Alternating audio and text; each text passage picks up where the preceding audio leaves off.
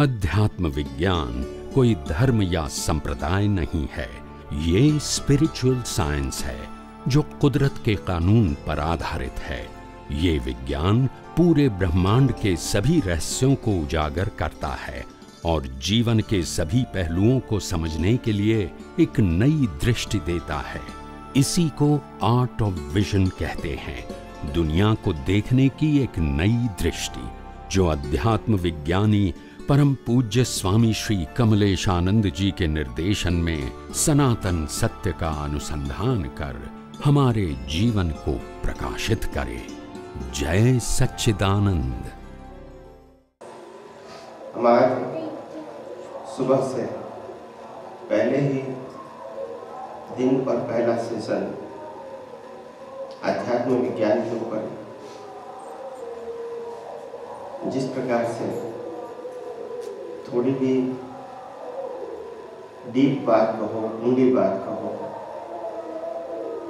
थोड़ी गहरी बात सुबह आध्यात्म विज्ञान के बारे में जिस प्रकार से यहाँ प्रस्तुत किया गया और आप सभी के प्रश्न भी बहुत अच्छे रहे और इसीलिए ये प्रश्नोत्तरी की जो परंपरा है, प्रश्न और उत्तर, इसी से ही एक दूसरे की बातें समझने में आसान हो जाती है और इसीलिए हमारे आध्यात्म विज्ञान में यही परंपरा रही है। हो सके इतना, जितना भी प्रश्न होता है वो जहाँ तक समाधान नहीं हो वहाँ तक आप कर सकते हैं। दूसरी बात, प्रश्न सिर्फ तर्क के लिए नहीं करना है, मगर वास्तव में हमको जो विज्ञान की बात हो रही है वो समझना चाहते हैं मगर हम समझ नहीं पाते हैं, इसीलिए समझने के लिए प्रश्न कर रहे हैं। और तीसरी बात, जैसे जैसे ये विज्ञान आपकी समझ में आगे बढ़ेगा, आपके अनुभव में आगे बढ़ेगा, वैसे वैसे छोटे मोटे प्रश्न तो अवश्य उठेंगे, क्योंकि बहुत सारी बातें है तो सरल, मगर हमने इस विज्ञान को विज्ञान की दृष्टिकोण से पहले कभी देखा नहीं है और इसीलिए जैसे जैसे आप आगे बढ़ोगे तो प्रश्न तो उठेगा और जैसे जैसे आपको समाधान मिलता जाएगा, मैं समझता हूँ आपको भी और आपके माध्यम से हजारों लोगों को बिना प्रश्न किए भी उसका उत्तर मिल जाता है। तो इसीलिए ये वीडियो रिकॉर्डिंग जो होता है वो न केवल सिर्फ यहाँ के लोगों के लिए है, मगर बाहर के बहुत सारे लोग यूट्यूब में अपने समय पे इसको देख सकते हैं और इसलिए हजारों लोगों को ये विज्ञान समझने का बिना प्रश्न किए मौका मिलता है। तो आइए हम इस आध्यात्मिक विज्ञान को और गहराइयों से समझने की कोशिश करें। हमने पहले भी कहा था, विज्ञान हमेशा सहज, सरल और सुगम होता है और मुक्ति का मार्ग भी सरल, सहज और सुगम होता है और इसीलिए समझने में तो कोई दिक्कत नहीं होती है, मगर ये विज्ञान को समझाने वाला जो अनुभवी पुरुष मिलना चाहिए, ये कलयुग में बहुत कहते हैं कि बहुत पुण्य किया है, हाई क्वालिटी का पुण्य है, तो भी ये अनुभवी पुरुष प्रत्यक्ष रूप से मिल सकते हैं। बहुत सारे लोगों की ऐसी भावना भी है कि भी हमको ये विज्ञान जानना है, या तो हम जो कुछ कर रहे हैं उससे भी कुछ आगे होना चाहिए, ऐसा संशय तो होता है मगर मिलता नहीं है। तो इसीलिए हमने आप सबको सत्संग में, झूम में बार बार कहा है कि आप हर रोज आपके व्हाट्सएप ग्रुप में जो जो वीडियो आते हैं वो आपके जितने भी पर्सनल व्हाट्सएप ग्रुप है वो सब में रखते रहो, और वो सुनते हैं न सुनते हैं इसकी फिक्र मत करो, मगर आपकी भावनाएं, आपकी जो जगत कल्याण की भावना है कि मैं जिस प्रकार से विज्ञान को समझ के उपयोग करके जिस प्रकार से मुक्तता की अनुभूति करता हूँ, ऐसी ही अनुभूति और लोग करें, इस मंगल भावना से प्रेरित होकर हम ये सब सत्संग आध्यात्म विज्ञान के अलग अलग रूप में या तो हमारे सोशल पर्सनल ग्रुप में भी रख सकते हैं, तो फेसबुक ट्विटर पे भी रख सकते हैं।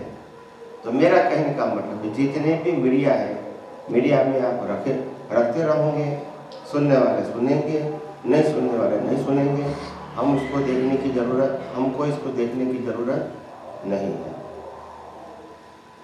तीसरी बात, यह आध्यात्म विज्ञान में हमने बार बार कहा है कि यह मन वचन काया और मन वचन काया की अवस्था वो मायना नहीं रखती है, क्योंकि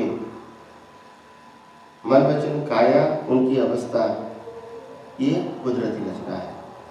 कई सारे लोगों को बार बार ये प्रश्न उठते हैं कि आखिर हम अपने मन वचन काया से जो कुछ भी गलती करते हैं, क्या वो गलती करने के लिए प्रायश्चित करें कि नहीं, या तो ये विज्ञान समझने के बाद पहले जो गलती हो गई है उसके लिए हम क्षमा मांगे कि नहीं। ऐसे क्षमा ना मांगने का बहुत सारे प्रश्न जो है वो लोगों के दिमाग में अलग अलग प्रकार से, अलग अलग एंगल से, अलग अलग दृष्टिकोण से उठते हैं। और मैं समझता हूँ क्योंकि दुनिया के हर धर्म के अंदर क्षमापना का मार्ग एक या दूसरे नाम से बताया गया है, और इसीलिए हमारे सबका जो माइंड है वो एकदम सेट हो गया है कि गलती किया है तो माफ़ी मांगना पड़ेगा। ये बात सही है कि गलती किया है तो माफ़ी मांगना पड़ेगा, मगर बात सामाजिक और आध्यात्मिक दोनों अलग है। सामाजिक तौर पे अगर हमारी गलती हो गई है तो माफ़ी मांगना अच्छी बात है। धार्मिक सत्य के आधार पे भी गलतियों की माफ़ी मांगना अच्छी बात है, ताकि हम उसी प्रकार की गलतियों को दोबारा न दोहराएं और गलतियों का भुगतान हमको नेक्स्ट बर्थ में न करना पड़े। मगर आध्यात्म विज्ञान के अंदर तो स्पष्ट बताया गया है कि गलती छोटी है या बड़ी, गलती भारी है या हल्की, गलती एक बार होती है या बार बार होती है, गलती ज्ञान लेने से पहले हुई या ज्ञान लेने के बाद हुई, जब भी हुई वो आपके मन वचन काया से हुई है। और आज आपके पास जो दृष्टि है वो ही दृष्टि का उपयोग चाहे पिछला संयोग हो, चाहे वर्तमान संयोग हो, या चाहे भविष्य के संयोग, अगर वर्तमान में दिखते हैं तो उसको आपको एक ही दृष्टि से देखना है, कुदरती रचना। उसमें और कुछ ज़्यादा प्लस माइनस करने की ज़रूरत नहीं है, नहीं तो फिर विज्ञान में से फिर धर्म में आ जाएंगे। और प्रकृति अपने हिसाब से जो कुछ भी गलती होती है वो माफ़ी मांगे, सॉरी कहे, कुछ भी कहे, वो उनका सब्जेक्ट है मन वचन काया का। और मन वचन काया न हम है न हम चलाने वाले हैं, और इसीलिए इस सब्जेक्ट के बारे में हमको आध्यात्म विज्ञान में पुरुषार्थ करते समय सोचने की ज़रूरत नहीं है। होता है नहीं होता है हम देखते रहेंगे बस। तो ऐसे बहुत सारे प्रश्न जो अलग अलग समय पे लोगों के दिमाग में उठते हैं, और कई सारी ऐसी बातें हैं, क्योंकि कहीं अवतारों से कहो या ये अवतार में भी जब से समझदार हुए तब से अभी तक बहुत सारी ऐसी सामाजिक और धार्मिक बात ऐसी है जिसमें हमारा माइंड सेट हो गया है, और उसमें से बाहर निकलना थोड़ी दिक्कत की बात आती है। तो हो सकता है कि सामाजिक दृष्टिकोण की वजह से या तो फैमिली के अंदर जो एक बात व्यू पॉइंट से चलती है, परंपरा से चलती है, उससे हटके कुछ बात करना है, समझना है, तो लोगों को तकलीफ होती है। और इसीलिए मैं बार बार कहता हूँ कि आप ये मत सोचो को कौन क्या कहेगा और क्या नहीं कहेगा। हम अपनी तरह जीने की कोशिश करेंगे और हो सके इतना कर्ता भाव, मालिक की भाव और भोक्ता भाव हमारे पुरुषार्थ में न रहे, ये ध्यान रखेंगे। बाकी मन वचन काया और उनकी अवस्था यानी उनके माध्यम से होती हुई सभी क्रियाओं को अगर हम सही है कि गलत है, फायदे वाली है कि नुकसान वाली है, अच्छी है या बुरी है, उसमें हमको पढ़ने की जरूरत नहीं। इसको देखते रहो बस। जिस प्रकार से हम टीवी देखते हैं, इस प्रकार से अपनी प्रकृति को देखते रहो। जिस प्रकार से टीवी में जो सीरियल आती है, इससे डायरेक्ट हमको कोई कनेक्शन नहीं है, ऐसे ये मन वचन काया से भी आत्मा से डायरेक्ट कोई कनेक्शन नहीं है। हाँ, इतना जरूर है कि जिस आत्मा की हाजिरी से कर्म बने हैं, उसी आत्मा की हाजिरी से ही कर्म डिस्चार्ज होंगे, मगर कनेक्शन कोई है नहीं। हाजिरी और कनेक्शन दोनों अलग चीज है। आप समझे? हमने कोई गलत काम किया है, इसमें हम कोई भी एंगल से सहभागी है तो अलग जिम्मेदारी होती है, और कोई भी गलती के समय अगर सिर्फ हम हाजिर ही थे तो इसीलिए हम जिम्मेदार नहीं बनते हैं। आप समझे? तो ये बातें हमको गौर तरीके से समझनी चाहिए। और वैसे भी विज्ञान तो ऐसा नहीं है कि आप प्रकृति के अंदर बार बार जुड़ जाओ, प्रकृति में इन्वॉल्व हो जाओ और प्रकृति के भाव से लीन हो जाओ। ये विज्ञान नहीं कहता है। हम अज्ञानता की वजह से और अज्ञानता के माध्यम से जो रागद्वेष होता है और क्रोधमान माया रूप होता है, तो इसी से फिर मालिक की भाव, कर्ता भाव और भोक्ता भाव ये सब होता है। और इसीलिए हम पूरे जीवन में अपने खुद के जीवन के पजल से ही बाहर नहीं निकलते। तो इसीलिए विज्ञान आपको मुक्त रहने का रास्ता दिखाती है। विज्ञान ये नहीं कहती है कि दुनिया में क्या हो रहा है, दुनिया में कितने लोग कितने जीव जन्म लेते हैं, कितने मरते हैं, वो आपका सब्जेक्ट नहीं। दुनिया में हर समय सेकंड का भी 100वां हिस्सा, इसको समय कहते हैं। दुनिया में हर समय करोड़ों जीव जन्म लेते हैं और करोड़ों जीव मरते हैं, एक इंद्रिय। और ये प्रक्रिया बट नेचुरल है। क्या है? नेचुरल। और इसीलिए सभी जीवों में जीव इसको कहते हैं जिसके अंदर आत्मा है। तो ऐसे तो बहुत सारे जीव है, केंद्रीय है, 2 इंद्रिय, 3 इंद्रिय, 4 इंद्रिय, 5 इंद्रिय। समंदर में भी जाओगे तो बहुत सारे छोटी मछलियाँ, बड़े मछलियाँ उसको खा जाती है। ये प्रक्रिया नॉर्मल है। क्या है? तो इसीलिए उसमें वो पढ़ने की जरूरत नहीं है। ऐसा होता रहेगा। हाँ, हम कोई भी चीज जानबूझकर कर्ता भाव से करने की कोशिश नहीं करेंगे और हो जाती है हमारे से, तो उसमें ज्यादा डरने की या सोचने की जरूरत नहीं है। इतना सरल सहज विज्ञान हमको मिला है। दूसरी बात, ये विज्ञान के अंदर कई बार ऐसा होता है कि लोगों को लगता है कि ये विज्ञान जैसे जैसे हम आगे बढ़ेंगे विज्ञान में, अनुभव के मार्ग में, तो हमको क्या अनुभव होगा। तो वो अनुभव शब्द जो है अभी लोगों को थोड़ा समझने में कम आता है कि अनुभव शब्द क्या है। अनुभव का मतलब होता है फील करना। क्या बताया?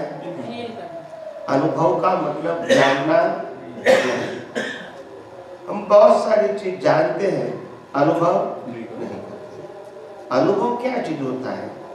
जैसे गोल्ड एंड डायमंड की ज्वेलरी होती है जिनकी कीमत 30, 40, 50 लाख रुपया है, वो अगर हम शोकेस में देखेंगे, आप समझे ना, वो अनुभव मगर पहनेंगे तो मालूम होगा, फील करते हैं ना। तो देखना, जानना और अनुभव का पहनना वो अलग चीज होगी। आप समझे कि नहीं? हम कोई भी कपड़ा कहो, खाने की चीज कहो या और कोई भी साधन कहो, हम इसको देखेंगे। जैसे टीवी होता है, हमारे घर में अगर टीवी नहीं है तो हमने कोई शोकेस के अंदर टीवी देखा, शोरूम के अंदर, तो टीवी देखने से हमको कोई अनुभव, हम जब घर पे लाएंगे तो फिर अनुभव शुरू होगा। तो कहने का मतलब हर चीज में फील होना चाहिए, उसको अनुभव कहते हैं। ऐसे आध्यात्म मार्ग में अनुभव किसको कहते हैं? हमको मन, वचन, काया, उनकी अवस्था और 5 ज्ञानेंद्रियों से अनुभव में आती पूरी सृष्टि कुदरती रचना है, ऐसा फील होना चाहिए। यानी हम नहीं है, हमारी नहीं है, ऐसा फील होना चाहिए। ऐसा नहीं कि शब्द ज्ञान, तब मालूम होगा कि इसी अवस्थाओं को अलग देखने वाला ही आत्मा है और कोई अलग आत्मा नहीं। आत्मा के पास ही फील करने की शक्ति है। वो फील 2 प्रकार से कर सकते हैं। अज्ञान होता है तो रिलेटिव सत्य को भी फील करते हैं, और विज्ञान होता है तो सनातन सत्य को भी फील कर सकता है। मगर फील करने का काम जड़ का नहीं है, आप समझे ना? वो चेतन की हाजिरी से होता है। तो फील का मतलब होता है अनुभूति, और इसीलिए इनको शब्द ज्ञान नहीं कहेंगे। शब्द ज्ञान से आगे जाना है।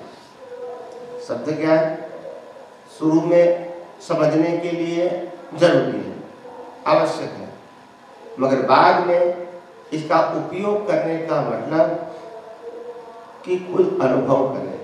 कई लोग कहते हैं कि स्वामी जी हम डे टू डे लाइफ में पूरी दिनचर्या के दरमियान हम कैसे जागृति बढ़ाएं, और आप जो अनुभव शब्द बार बार बोलते हैं इसको हम फील कैसे करें?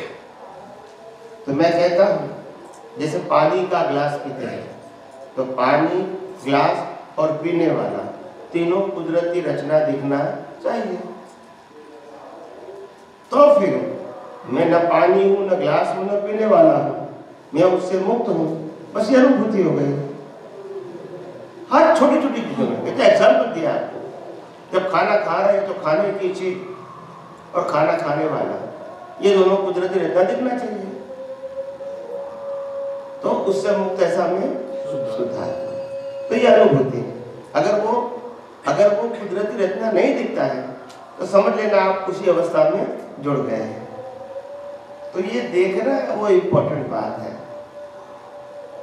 देखना ही इसको उपयोग कहते हैं। क्या कहते हैं? उपयोग। जानना और देखना, तो देखना अलग, देखना वो उपयोग है, और जुड़ जाना वो अज्ञान उपयोग है। और जैसा उपयोग रहेगा ऐसी अनुभूति रहेगी। बिना और उपयोग शब्द चेतन का है, जड़ में उपयोग नहीं होता है। तो ये सब बातें जैसे जैसे आप आगे बढ़ोगे तो धीरे धीरे धीरे करके समझ में आएगी। शुरू में तो ऐसी बातें जल्दी समझ में नहीं आती, मैं भी मानता हूँ, मगर धीरे धीरे जैसे आगे बढ़ोगे आपको खुद को ही समझ में आएगा।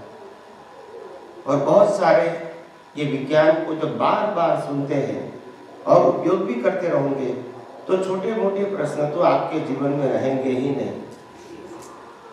संजोग आएंगे अच्छे बुरे, मगर वो प्रश्न के रूप में नहीं। संजोग आएंगे और चले जाएंगे, बस। तो यही तो करना है। महापुरुषों के अंदर, जीवन के अंदर भी अच्छे बुरे प्रसंग तो आते हैं, मगर वो उसमें स्टक नहीं होते हैं। आता है और चला जाता है संजोग। ऐसी बात है। तो इसीलिए हम अपने जीवन में आध्यात्म के मार्ग में आगे बढ़ने के लिए जिज्ञासा के बस या तो सही तरह पुरुषार्थ करने के लिए जो भी रिलेटेड क्वेश्चन करना है तो आप सब बारी बारी से कर सकते हैं। जय सच्चिदानंद, जय सच्चिदानंद।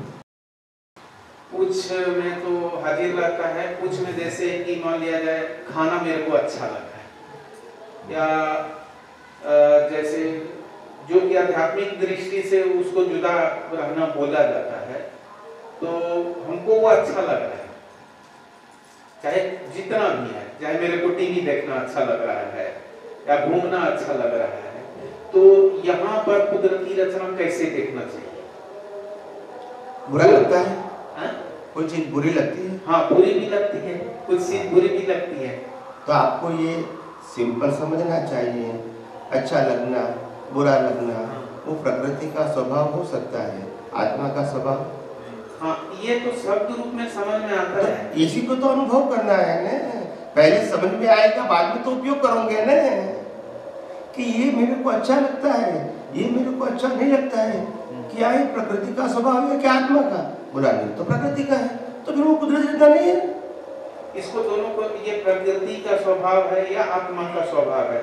ये आत्मा का स्वभाव कैसा है और प्रकृति का स्वभाव है? आत्मा का स्वभाव स्थिर होता है, परिवर्तनशील, हाँ, अवस्थाओं के अधीन नहीं है। तो सिंपल बात है। जब हमको मालूम है कि प्रकृति का एक भी गुण मेरे में नहीं है और मेरा एक भी गुण, तो फिर क्या बात है? प्रकृति का जो भी गुण है हम इसको मना नहीं कर सकते, बट उसका मतलब ये नहीं कि ये गुण मेरा हो गया। तो इतना तो सेपरेशन करना पड़ेगा ना भैया। हम प्रकृति को बदल नहीं सकते हैं, मगर प्रकृति के गुण से, स्वभाव से अलग तो रह सकते हैं ना। यही तो पुरुषार्थ है हमारा। अच्छा, समझ में आया ना? हर बातों में मैंने कहा नहीं, ये शब्द रूप में है, प्रकृति का एक भी गुण मेरे में नहीं है, मेरा एक भी गुण प्रकृति में नहीं है, लेकिन दोनों का स्वभाव मेरे को पता रहना चाहिए अच्छे से, तब ना हम उसको बोल सकते हैं कि ये मेरा स्वभाव नहीं है। तभी तो मैंने कहा कि अगर कोई भी अवस्था आई, जैसे अच्छा कपड़ा पहना, आनंद आया, फिर हमने सोचा ये आनंद किसको आया? कपड़े पहनने वाले को।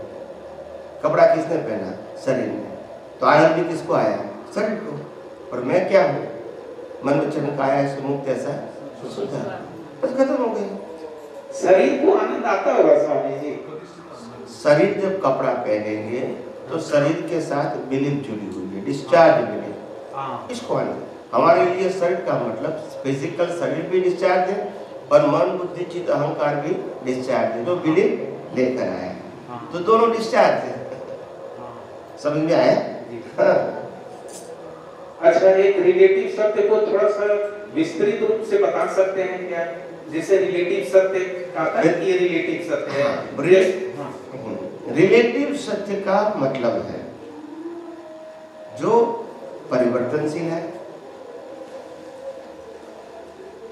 जो थोड़े समय के लिए होता है, जिसकी बिगिनिंग और एंड होती है।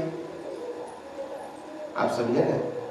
जो अवस्थाएं भुगतान के स्वरूप भी है, जो रूप रस गंध स्पर्श और आकार के रूप में है,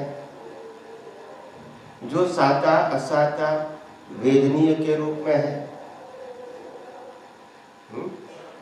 जो क्रोध मान माया लोभ के रूप में भी व्यक्त होती है, जो सतत परिवर्तनशील है, और जो संजोगों के अधीन है। किसके अधीन है? संजोग के अधीन। हमारे अधीन नहीं।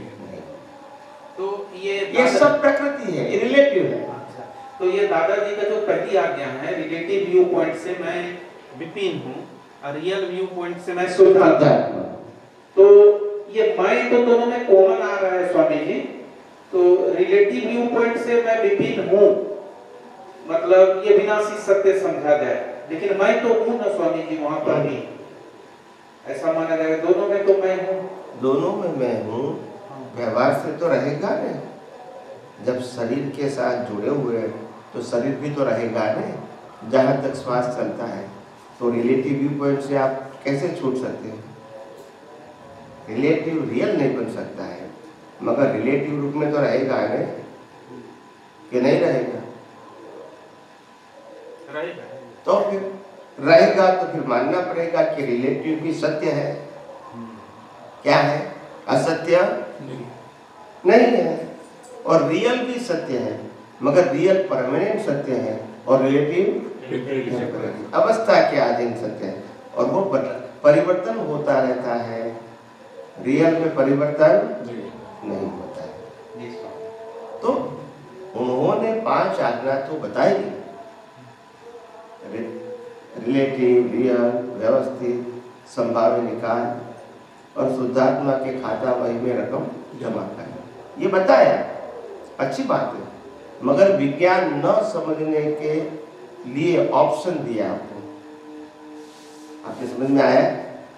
बस अब ये विज्ञान समझते हैं तो फिर इसकी जरूरत नहीं।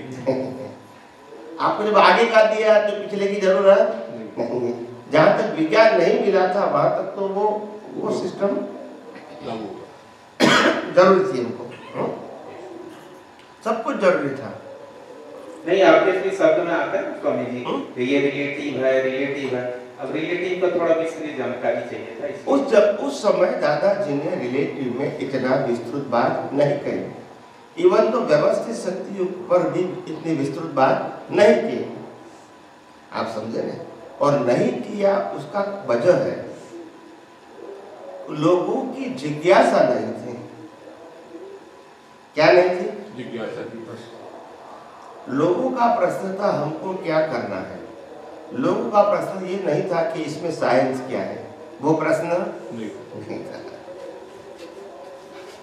ये तो अच्छा हुआ कि हम साइंस के अलावा कोई बात करते ही नहीं, तो धीरे धीरे आपका दिमाग, आपका मन, आपकी बुद्धि, आपका अहंकार भी साइंस को समझने में मजबूर हुआ। तो मैं भी विज्ञान की भी बात करता और रिलेटिव शब्द की भी बात करता तो आज भी विज्ञान खुला नहीं होता। और आप रिलेटिव में क्रियाकांड तो करते रहते हैं और आप समझते थे कि हम तो बस पूरे जागृत है, जो कहा सब कुछ कर देते हैं। आप समझे? तो इसीलिए हम जानते हैं और मानते हैं कि क्यों ऐसा हुआ। सबका अपना अपना संयोग होता है, क्या करेंगे? ये भी उनका उदय कर्म था। ये किसी के पास मन वचन काया में स्वतंत्रता तो है ही नहीं, और मैं बता रहा हूँ वो मेरे पास भी स्वतंत्रता नहीं है। ये संयोग भी मैं लेकर आया हूँ और आज कुदरत ने दिया है। समझ में आए? तो इसीलिए वो तो रहेगा। किसी को व्यवस्थित शक्ति का मीनिंग ही नहीं मालूम था। ज्ञान लेने के बाद 25-25 साल हुआ तो भी मीनिंग ऐसा कहते जो भी होता है व्यवस्थित है। ये कोई साइंस थोड़ी है। फिर बाद में बताया कुदरत, कुदरती कानून और कुदरत कितना संयोग है, उसका नाम है व्यवस्थित। तो व्यवस्थित कोई टाइटल नहीं है, प्रक्रिया है। इसको समझाने के लिए संक्षिप्त में बताया व्यवस्थित। समझ में आया? उनको खुद को अनुभव था मगर लोग नहीं समझ पाए। तो होता रहेगा ऐसा, क्या करेंगे? सुनने वाले का भी तो पुण्य चाहिए, डेवलपमेंट चाहिए, क्षमता चाहिए, संजोग चाहिए। आप समझे? क्या करें? और इसीलिए ज्ञानी पुरुष दादा भगवान को बताना भी पड़ा कि मेरे बाल के टोच जितना भी साइंस बाहर नहीं निकला, क्या करेंगे? इसीलिए उनके पास था कि नहीं वो तो प्रश्न नहीं है, मगर नहीं निकला वो तो हकीकत है, उन्होंने खुद ने बताया। आप समझे? अच्छा, एक क्वेश्चन और उठ रहा है स्वामी जी कि जैसे हम लोग कोई भी भगवान, जैसे सिमंदर स्वामी हो गया या दादाजी हुआ, इनकी भक्ति करें या उनको साक्षी मान करके प्रणाम करते हैं, नमस्कार करते हैं, तो उनको जो देह है उस रूप में तो हम लोग उनकी आराधना नहीं करते हैं। उनका जो रहा है, जो ज्ञान, जो ज्ञान के आधार पर ही तो उनसे जुड़े, और ज्ञानी को हम लोग जो ज्ञान उनसे निकला उस ज्ञान को ही हम लोग आराधना समझते हैं कि इनके स्तर पर हम पहुंच जाएं। तो ये रिलेटिव सत्य तो नहीं कहा जा सकता है ना, वहां तक हम पहुंचने का प्रयत्न करते हैं। जैसे दादाजी को हम लोग जैसे याद करते हैं या आपको ही जैसे याद करते हैं, तो जो याद जो करते हैं वो शरीर भाव तो उसको नहीं बोला जा सकता है, उनका वो स्तर है, वहां पर वो पहुंचे हैं और हमारा एम्बिशन है कि हम भी वहां तक पहुंचे। तो क्या ये रिलेटिव सत्य में आएगा? देखो, सबसे पहली बात ये है कि किसी को याद करना है मतलब उनके चारित्र को याद करना, उनकी बातों को याद करना या उनके जीवन को याद करना, उन्होंने क्या कहा है वो याद करना। आप समझे? किसी को देखने का मैं महाराणा प्रताप को देखूंगा तो कैसे देखूंगा? आकार के रूप में। उनकी हिस्ट्री मेरे को मालूम है, आप समझे ना, तभी मैं देखूंगा तो मेरे को इंस्पायर यानी प्रेरणा होगा। नहीं, हिस्ट्री तो कोई और लिखता है स्वामी जी। जैसे मैं आपसे प्रत्यक्ष हूँ और मैं आपका स्तर को समझ रहा हूँ कि आप यहाँ पर पहुंचे हुए। जैसे दादाजी का कोई बुक पढ़ते हैं तो वो जो बोले हैं रिकॉर्डिंग, तो उनका स्तर वो समझ में आता है, दशा उनकी वो दशा समझ में आती है कि ये कितने ऊंची दशा में होंगे। और हम उनका चारित्र मतलब गृहस्थ वाला चारित्र नहीं बोल रहे हैं, हम उनकी ज्ञान की जो दशा है उसकी जो बोले वो वाणी के द्वारा, तो उसको क्या रिलेटिव सत्य बोला जा सकता है? ये मैं जानता नहीं, रिलेटिव सत्य तो हमारे दृष्टिकोण से है।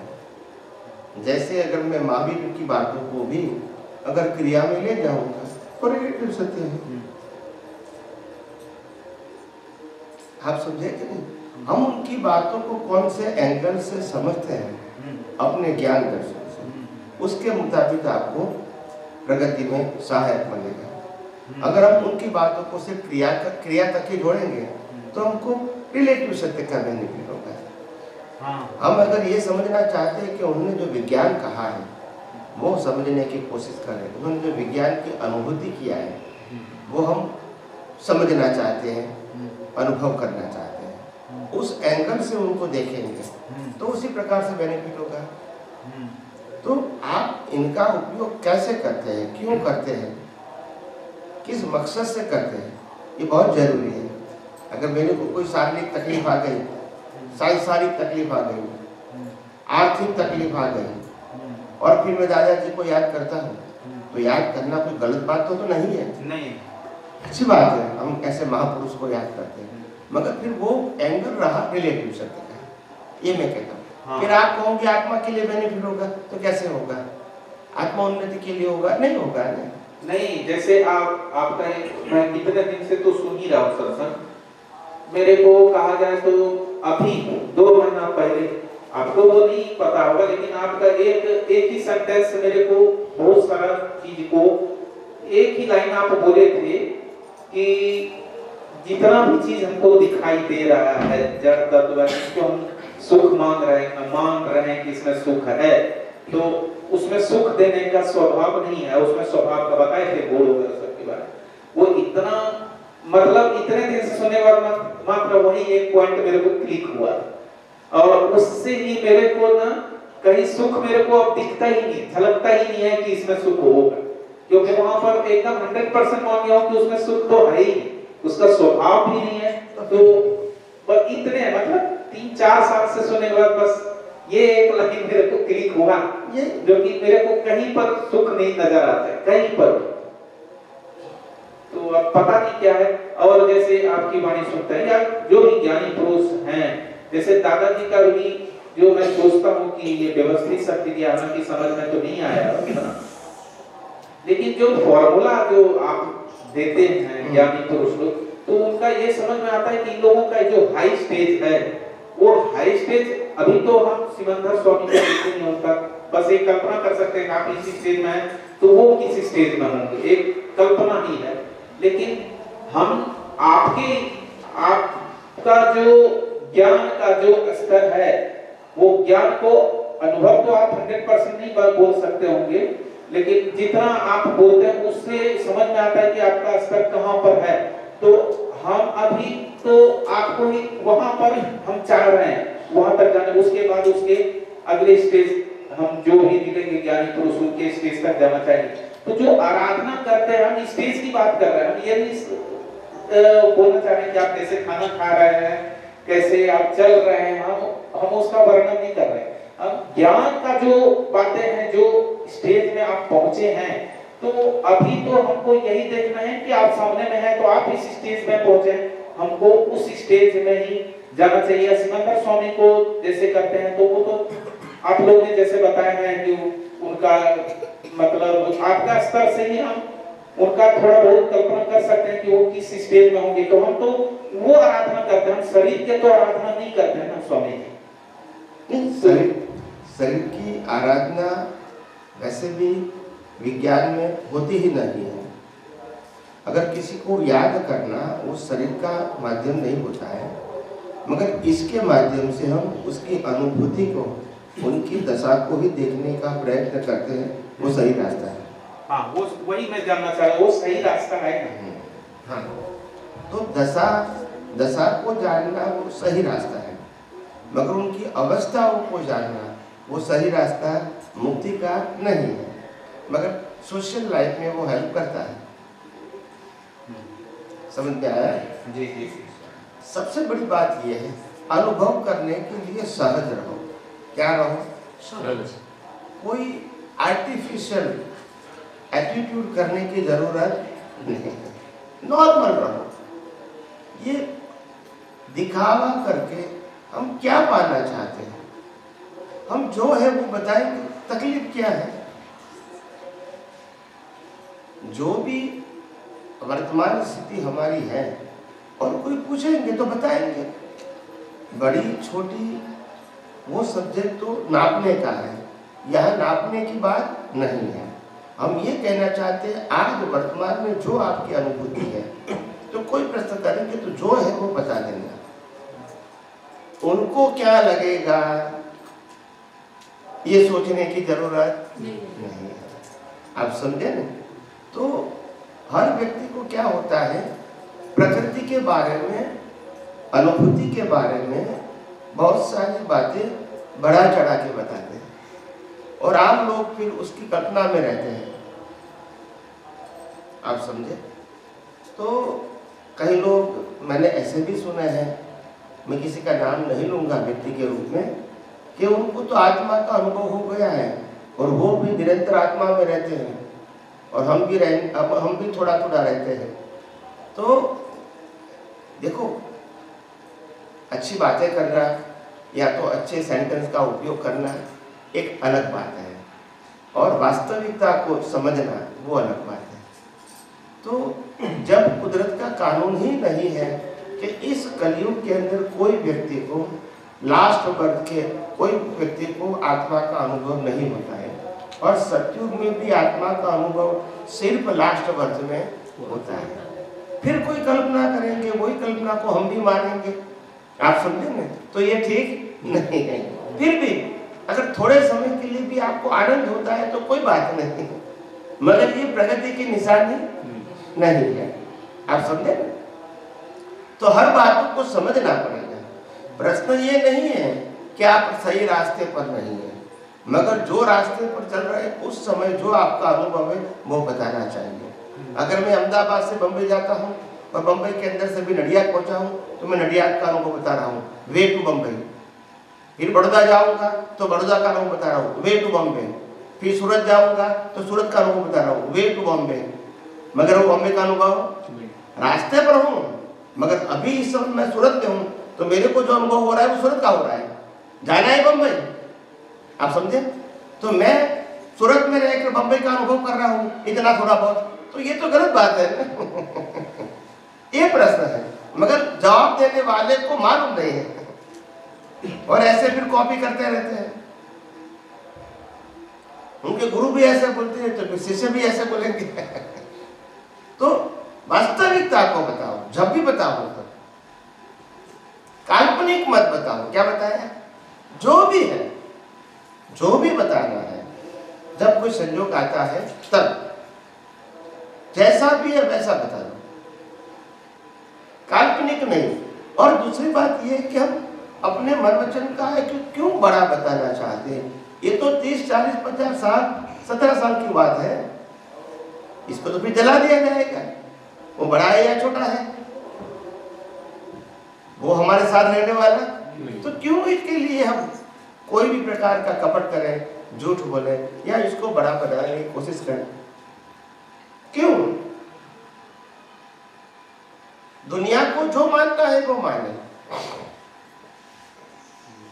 समझे, मैंने सत्संग में कितनी बार कहा है कि जो शरीर है मन वचन काया, मन वचन काया का अगर उनके पास से कुछ मिलता है उनके माध्यम से तो विनय विवेक होना चाहिए, ये हमारी संस्कृति है। मगर ये जड़ व्यक्ति की पूजा होना चाहिए, आरती होना चाहिए, ये जरूरी नहीं। आप समझे, आप कहेंगे कि मेरा भाव है, मैं मान लेता हूँ, मगर बाद में परंपरा बन जाएगी। और फिर लोग जो लोग नहीं करेंगे तो बोला तुमने ऐसा नहीं किया। आप समझे कि नहीं? तो आपकी छोटी हरकतें फिर आगे जाके क्या हो जाती है, बड़ी हो जाती है परंपरा के रूप में। तो ये ठीक नहीं है। और इसीलिए मैं हर समय, मेरा काम तो जागृत करना है, क्या करना है। और मैं बार बार कहता हूँ कि विज्ञान मेरा नहीं है। और इसीलिए आप कभी कोई विज्ञान की बातें करोगे किसी के पास तो भी मेरा नाम देना जरूरी नहीं है, क्योंकि विज्ञान तो कुदरत का था, है और रहेगा। कौन किसी व्यक्ति कहाँ से आपको मिला तभी ही मेरा नाम बताओ, विज्ञान बताने में नाम की जरूरत नहीं है। कितनी बार मैंने कहा है कि नहीं कहा है? आप समझे कि नहीं समझे? इसलिए क्लियर करता हूँ।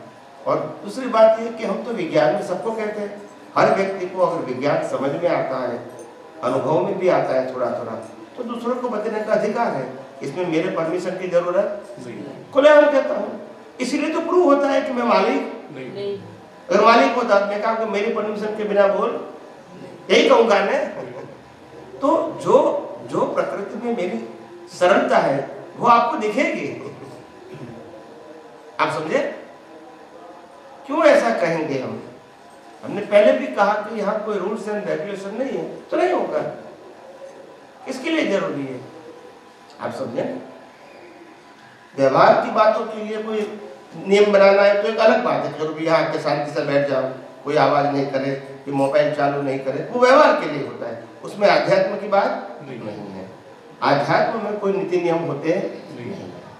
अच्छा स्वामी जी, जैसे कि हम कोई बाहर का दृश्य देखते हैं, साइंस में आते हैं, तो बाहर का दृश्य देखने के बाद हमारे अंदर में उसके निगेटिव या पॉजिटिव दिखता है, तो उसको हम कुदरती रचना तो बोल देते हैं।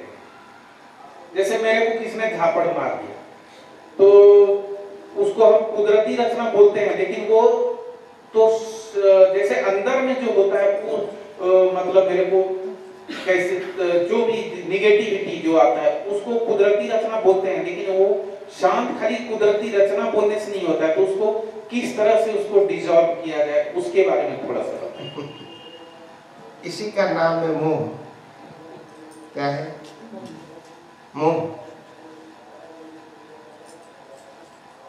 आपके पॉकेट में से 500 रुपया गिर गया और फिर आप एक दिन में भूल गए, ठीक है, और फिर 5000 रुपया गिर जाएगा तब तो और दिक्कत आ जाएगी। और 50,000 का नुकसान होता है तो ज्यादा, और 5 लाख का होता है तो ज्यादा ही बढ़ते जाएगा। आप समझे? तो इसका नाम है मोह। क्या है मोह? समझते हैं? सबको इफेक्ट होती है, छोटी या बड़ी, मगर वो मोह का कारण है और वो प्रकृति को होता है। अच्छा, वो प्रकृति को होता है, ऐसा माने? प्रकृति के संजोग के आदि उसको इफेक्ट होती है। देखो, भिखारी के लिए 1 रुपया बड़ी चीज है, तो अगर 1 रुपया किसी ने ले लिया, लोग 2 घंटे तक तो घूमता रहेगा, कहाँ गया, तो उनके लिए वो वैल्यू है। तो वहां पर मेरे को यही देखना है कि ये प्रकृति में हो रहा है, जो प्रकृति में जो हो रहा है, संजोग प्रकृति में है ना। अगर आपके पास 100 करोड़ है और 1 करोड़ चला गया तो कोई इफेक्ट नहीं होगी। तो संजोग किसने दिया? कुदरत ने। ऐसा नहीं कि आपकी क्षमता है, कुछ असर नहीं होता है। संजोग के आधार से असर नहीं हुई, या तो कोई समझ में आया? हाँ, मेरे को वही देखना है कि जो सफरिंग आ रहा है वो प्रकृति में हो रहा है और वो कुदरती रचना है, कुदरती संजोग है। यस यस, यही मैं कहता हूँ ना, यही मैं कहता हूँ। और इसीलिए कहता हूँ कि आध्यात्म विज्ञान में क्योंकि मन वचन काया और उनकी अवस्थाओं की वैल्यू 0 है, तो फिर कैलकुलेशन नहीं होता है। हमको सिर्फ अलग ही रहना है और कुदरती रचना ही देखना है।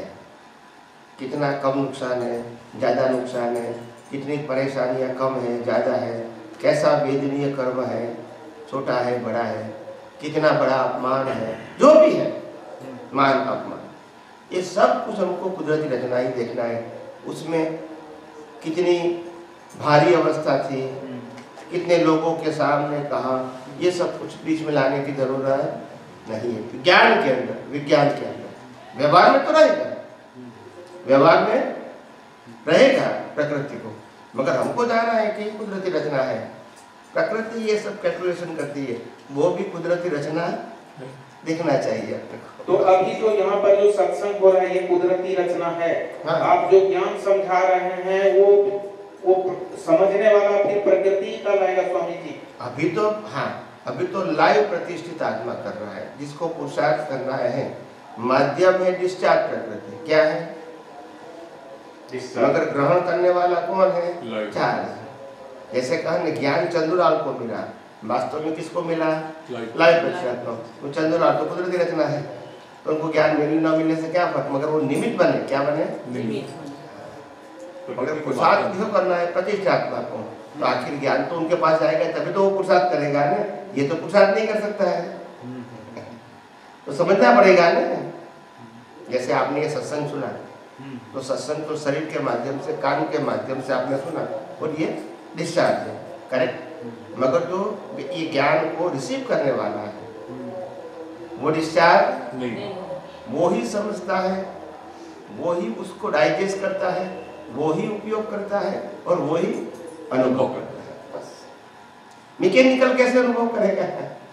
तो यहाँ पर ये दोनों को मैं अगर मिलाता हूँ स्वामी जी, कि जैसे किसी के निमित्त से मेरे में निगेटिविटी आया और मैं वहाँ पर कुदरती रचना देखा, तो वहाँ पर डिसॉल्व हो जो भी भूगोटा होगा सब। और यहाँ पर जो आप ज्ञान दे रहे हैं इसको कुदरती रचना देखना है। कुदरती रचना हम लोग देख रहे हैं, लेकिन उसका ऐसे क्वेश्चन नहीं आ रहा है। जैसे आप जो ज्ञान दिए, फिर वो चार्ज प्रतिष्ठित आत्मा जो अभी मैं जहाँ पर हूँ उसके द्वारा फिर हम रिसर्च करते करते करते करते फिर प्रगति करेंगे, इसी तरह माना जाएगा। प्रगति का मतलब अज्ञान नाश। क्या पता है? यह प्रकृति का मतलब कुछ प्राप्त करना है, वो अज्ञान को मिटाना, वो ही डेवलपमेंट है। और कोई फिजिकल चीज प्राप्त करते नहीं। तो जैसे पाप पुण्य से होती है, ऐसा यहाँ नहीं है।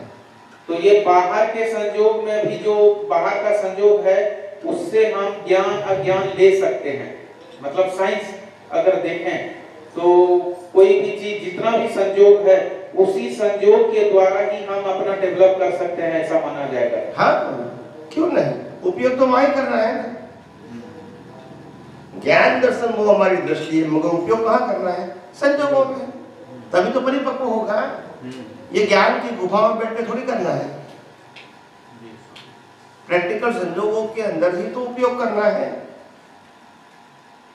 दादा नहीं कहते थे शादी करो, बच्चे करो, उनको पढ़ाओ, उनकी शादी करवाओ, इनको सेटल करो, इनके साथ ही ज्ञान रहना चाहिए। ये सब को त्याग करके रहने का मतलब ही नहीं है, फिर तो टेस्ट ही नहीं हुआ। फिर आप समझे ना? इसी में ही तो पहले हम अज्ञान का उपयोग करते थे, अभी विज्ञान का उपयोग करना है। और वो भी दृष्टि की ही बात है, बाहर कोई परिवर्तन करना नहीं है। अच्छा, ये बोलचाल की भाषा में सुनते रहते हैं हम लोग कि आत्मा में रह करके ऐसा करना है या आत्मा के लिए करना है, तो जो रहता है कि हमको ज्ञान का उपयोग करना है या ज्ञान का उपयोग करना है। यहाँ पर एक होता है आत्मा का उपयोग करना है या आत्मा में रहना है, तो ये जो ज्ञान का उपयोग जो बोला जाता है, यही आत्मा में रहकर या आत्मा के लिए ऐसा बोला जाएगा क्या सब? मतलब हम जितना रिलेटिव सत्य को माइनस करते हैं अपने ज्ञान दर्शन के पुरुषार्थ से, वो किसके लिए करते हैं? सनातन सत्य की अनुभूति। आखिर गोल क्या है? अगर मैं अहमदाबाद से बम्बई पहुंचना है, नडियाद पास करता हूँ, आनंद पास करता हूँ, बड़ौदा पास करता हूँ, भरूच पास करता हूँ, क्यों क्यों करता हूँ? बॉम्बे पहुंचने के लिए। ये तो स्टेशन है, मेरे को रुकना नहीं, बस स्टेशन तो आएंगे ना।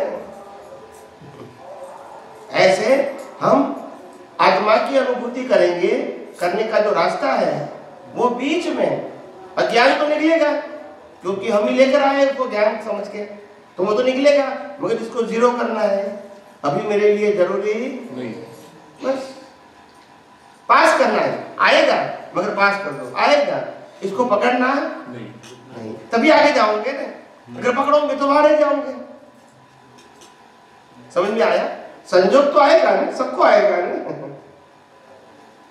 नहीं, ये बोलते हैं ना कि आत्मा में रह करके आपको फाइल का संभाव से निकाल करना है, ये जो शब्द है, या कोई और समझ गया?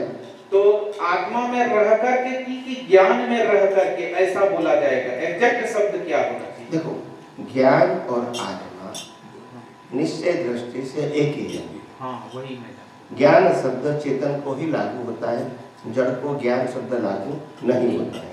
तो आप ज्ञान शब्द अगर चेतन के लिए प्रयोग करते हैं तो ज्ञान और चेतन दोनों, चेतन कहो या शुद्धात्मा कहो, एक ही बात है। आप ज्ञान में रहने का मतलब अपने स्व स्वरूप का, स्व स्वभाव का या स्व गुणों को लक्ष्य में रख के बाकी सभी प्रकार की अवस्थाओं को कुदरती रचना देखना, ये हमारा पुरुषार्थ है।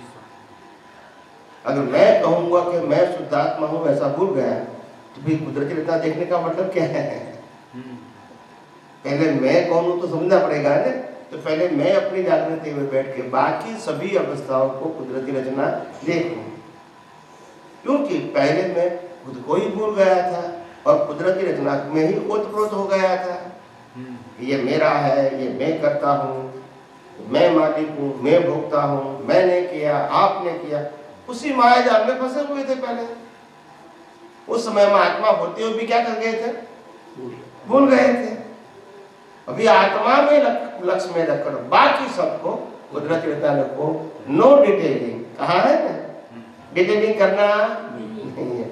ये गलती कितनी बार हुई, बार बार हुई, एक ही व्यक्ति के साथ हुई, ये सब हमको समझने की जरूरत नहीं है। कुदरती रचना ऐसी अवस्थाओं में इन्वॉल्व होके ही हमने अपनी स्वस्थता को खो दिया था। छोटी छोटी बातों में समझ में आया। अभी बड़ी बड़ी बातों में भी हम अपने ज्ञान दर्शन को स्थिर रखेंगे। स्थिर का मतलब होता है मैं चेतन हूँ, वो उसी अवस्था में भूलेंगे नहीं और अवस्था को, कुदरती रचना को बिना देखे पास नहीं होने देंगे। बस बाहर मनोचनकार को क्या होता है वो हमारा प्रश्न नहीं है। आप समझे? तो ये क्लियर होना चाहिए। लोग तो डर के बताएंगे, भैया आप ऐसे बैठे रहेंगे, सब कुदरती रचना कहोगे तो फिर काम कैसे करोगे, बिजनेस कैसे करोगे, नौकरी कैसे करोगे, घर कैसे चलाओगे, बच्चे परीक्षा कैसे देंगे, पढ़ेंगे कैसे? भाई ये तो कोई प्रश्न है? हमने देखने को कहा, ना करने को किसने कहा है? ना करने को कहा तो फिर तुम बीच में क्यों लाते हो? मैंने ऐसा कहा परीक्षा है तो पढ़ाई नहीं करो ऐसा बोला? मंदिर में नहीं जाना कहा? पूजा नहीं करना कहा? जो भी होता है इसको कुदरती रचना देखो। इसमें ना करने को किसने कहा? कि हम व्यवस्थित देखेंगे, कुदरती रचना देखेंगे तो फिर खाना मिल जाएगा। मगर देखना कहा है, ना करने को कहा है? तो लोग उल्टा समझ लेते हैं। सुबह से शाम तक मन वचन काया से जो कुछ भी होता है इसको कुदरती रचना देखो। बस इसमें ना करने की बात कहाँ है? ना करने की बात कहाँ है? हमने ये भी कहा मन वचन काया से जो भी अवस्था होती है वो भी देखते रहो, और अगर आपको लगता है कि ये संजोग में मेरी फेवर नहीं होती है तो फेवर करने के लिए प्रयास करो, उसमें भी कोई मना नहीं करता है। मगर संजोग और संजोग के फेवर करने का प्रयास दोनों को कुदरती रचना देखो, फिर जो रिजल्ट आता है उसको भी कुदरती रचना देखो, खत्म हो गई बात। कोई भी अवस्था को विज्ञान में मना नहीं, क्योंकि कुदरत प्रकृति करती है और प्रकृति हम नहीं। फिर मना कैसे करेंगे? प्रकृति को चलाने वाले भी हम नहीं, फिर मना कैसे करेंगे? आप समझे कि नहीं? अगर हमारा ज्ञान या विज्ञान प्रकृति रिलेटेड होता तो मैं कहता कि आप ये करो ये ना करो, मगर है ही नहीं। समझ में आया? ये तो इतना जैसे जैसे समझ में आएगा इतना रिलैक्स महसूस करोगे आप, जैसे कोई बोझ ही नहीं है, जैसे ऑटोमेटिक हो रहा है। क्या है? जैसे पिक्चर देखते हैं ऐसा, पिक्चर में भी हीरो हीरोइन को अच्छे बुरे संजोग आते नहीं आते, ऐसे हमारे जीवन में भी ऐसे संजोग आएंगे, हमको तो देखना है। समझ में आए? करना न करने का भी सब्जेक्ट नहीं है और मेरी जिम्मेदारी है वो भी सब्जेक्ट नहीं। आज मेरी जिम्मेदारी कुछ भी नहीं है और कुदरत का कानून भी ये कहता है जन्म से मौत तक कोई भी इंसान अपने मन वचन काया से जो भी कुछ करता है उसके लिए वो 100% जिम्मेदार नहीं है, क्योंकि शरीर भी मेरा और संजोग भी मेरा है और शरीर को चलाने की शक्ति भी मेरी। उनके पास कोई फ्रीडम ही नहीं है तो जिम्मेदार कैसे रहेगा? मगर उनके ज्ञान दर्शन से कहता है मैंने किया तो फिर जिम्मेदारी इसमें मैं क्या करूं? वो उसका उपयोग ही गलत करते हैं, उनका ज्ञान दर्शन का उपयोग वो गलत करते हैं। मेरे संजोग का उपयोग सही गलत का प्रश्न नहीं है, मगर उसका ज्ञान जो उसका है वो अगर गलत उपयोग करेंगे तो फिर उसको सजा तो मिलेगी। अभी आप समझे? तो प्रश्न ज्ञान दर्शन क्या है? प्रश्न मन वचन काया उनकी अवस्था का नहीं है। हाँ, तो सिद्धांत ये समझ रहा है। बोलिए, आप कुछ बोलना चाहते थे? मैं ये बोल रहा था कि जैसे कोई भी पॉजिटिव या नेगेटिव होता है ये मन से होता है। बोलिए। मन से होता है, मन सोचता है कि मेरे से अच्छा हुआ या मेरे से बुरा हुआ, तो माने हम ये बोल सकते हैं कि ऐसे मेरे से ऐसा नहीं होना चाहिए, क्योंकि बहुत सारे ड्यूटी में है या घर में है परिवार में रोज माने कुछ ना कुछ होता रहता है, तो फीलिंग होती है मेरे को कि मेरे से ऐसा नहीं होना चाहिए। जैसे आपने बताया कि जो कुछ व्यवस्थित है कुदरत के कानून से हो रहा है, तो जो भी घटना घट रहा है जीवन में वो व्यवस्थित है, कुदरती कानून है। लेकिन घटता है तो वहाँ पर भाव एक प्रकट होता है कि मेरे से ऐसा नहीं होना चाहिए। मैं ये मानता हूँ कि ये कुदरती रचना है, मैं तो शुद्धात्मा हूँ, मेरे से नहीं हो रहा, ठीक है, वो समझ में आता है कि ये मेरे ये प्रकृति का पार्ट है, ये मेरा पार्ट नहीं है। लेकिन फिर भी ऐसा होता है कि हे परमात्मा, हे प्रभु, मेरे से ऐसा नहीं होना चाहिए जिससे किसी को तकलीफ हो। ये भाव क्या उचित है या ऐसा होना चाहिए? देखो, कुदरती रचना देखना ये अल्टीमेट ट्रूथ है, नहीं देख सकते हैं तो ये सब्स्टिट्यूट है। समझ में आया? नहीं देख सकते हैं तो फिर इस प्रकार की प्रकृति को राग वाली है या द्वेष वाली है, मगर ऐसी प्रकृति मेरी नहीं होनी चाहिए, क्योंकि ये प्रकृति मोक्ष मार्ग के लायक और सहायक नहीं। दुनिया के लोग जो कहते हैं कि ऐसा नहीं होना चाहिए वो सब्जेक्ट टू एक्शन कहते हैं। हमारा सब्जेक्ट टू एक्शन नहीं है, हमारा सब्जेक्ट है हम ज्ञान, हमारे ज्ञान दर्शन को जो हिला देता है ऐसा संयोग नहीं आया। हमारा जो ज्ञान दर्शन है वो स्थिर होना चाहिए, भले प्रकृति अस्थिर है मगर ज्ञान दर्शन स्थिर होना चाहिए। तो अगर हमारा ज्ञान दर्शन अस्थिर होता है ऐसे भारी संयोग में, तो उस प्रकार के संयोग मेरे को नहीं चाहिए, क्योंकि वो मेरे ज्ञान दर्शन के ऊपर इफेक्ट करते हैं। भुगतान की बात नहीं, और आम जनता जो कहती है कि ऐसा नहीं होना चाहिए और सब्जेक्ट टू भुगतान होती है, तो दोनों का शब्द अलग है, मीनिंग अलग है। अभी समझ में आया? यहाँ मोक्ष मार्ग के लिए लायक और सहायक नहीं है, इसलिए नहीं होना चाहिए। और बाहर अगर मैंने गलती किया तो बात दोबारा गलती नहीं करूँ, क्योंकि भुगतान करना पड़ेगा, उसके आधार से कहते कि ऐसा नहीं करना चाहिए। आप समझे? तो दोनों शब्द प्रयोग एक है, दोनों का मीनिंग या मर्म या इंटेंशन अलग है, तो ये ध्यान में रखना बस। अच्छा स्वामी जी, यहाँ पर जैसे अभी इन्होंने क्वेश्चन किया इन्हीं के साथ, तो वहां पर एक्शन के साथ ये मन में ही आया ना, ये मेरे से नहीं होना चाहिए, तो जो मन में आया उसको भी हम कुदरती रचना है ऐसा बोल सकते हैं क्या? नहीं, ये पहले ही मैंने कहा कि कुदरती रचना देखना ही श्रेष्ठ मार्ग है, मगर हम कुदरती रचना होते हुए भी इस अवस्था को प्रयास करने के बावजूद भी हमारी बुद्धि, चित्त, अहंकार उसको कुदरती रचना नहीं देखने देती है, तो फिर लास्ट उपाय ये है कि ऐसे संयोग हमारे को दोबारा नहीं चाहिए, क्योंकि वो हमारे ज्ञान दर्शन को इफेक्ट करता है, मन वचन काया को नहीं। जो एक्शन हुआ स्वामी जी, जैसे कि इन्होंने बोला कि मैं किसी को डांट देता हूँ तो मैं ऐसा, मतलब मेरे को ऐसा गिल्टी फील होता है, तो जो गिल्टी फील होता है तो वो भी फिर प्रकृति को ही हुआ ना, होता है प्रकृति को, तो उसी को कुदरती रचना ही देखना है, वो तो मैंने बताया। वही ये नहीं देखता, देख सकता है, इसीलिए मैंने सब्स्टिट्यूट किया। मैंने पहले तो बार-बार कहा कि कुदरती रचना देखते हैं तो और कोई प्रक्रिया की जरूरत नहीं है, वो तो पहले मैंने कहा। ये नहीं देख सकते तभी तो ये सब्स्टिट्यूट दिया, वो मेन चीज नहीं है, ये ऑप्शन है। आप समझे कि नहीं समझे?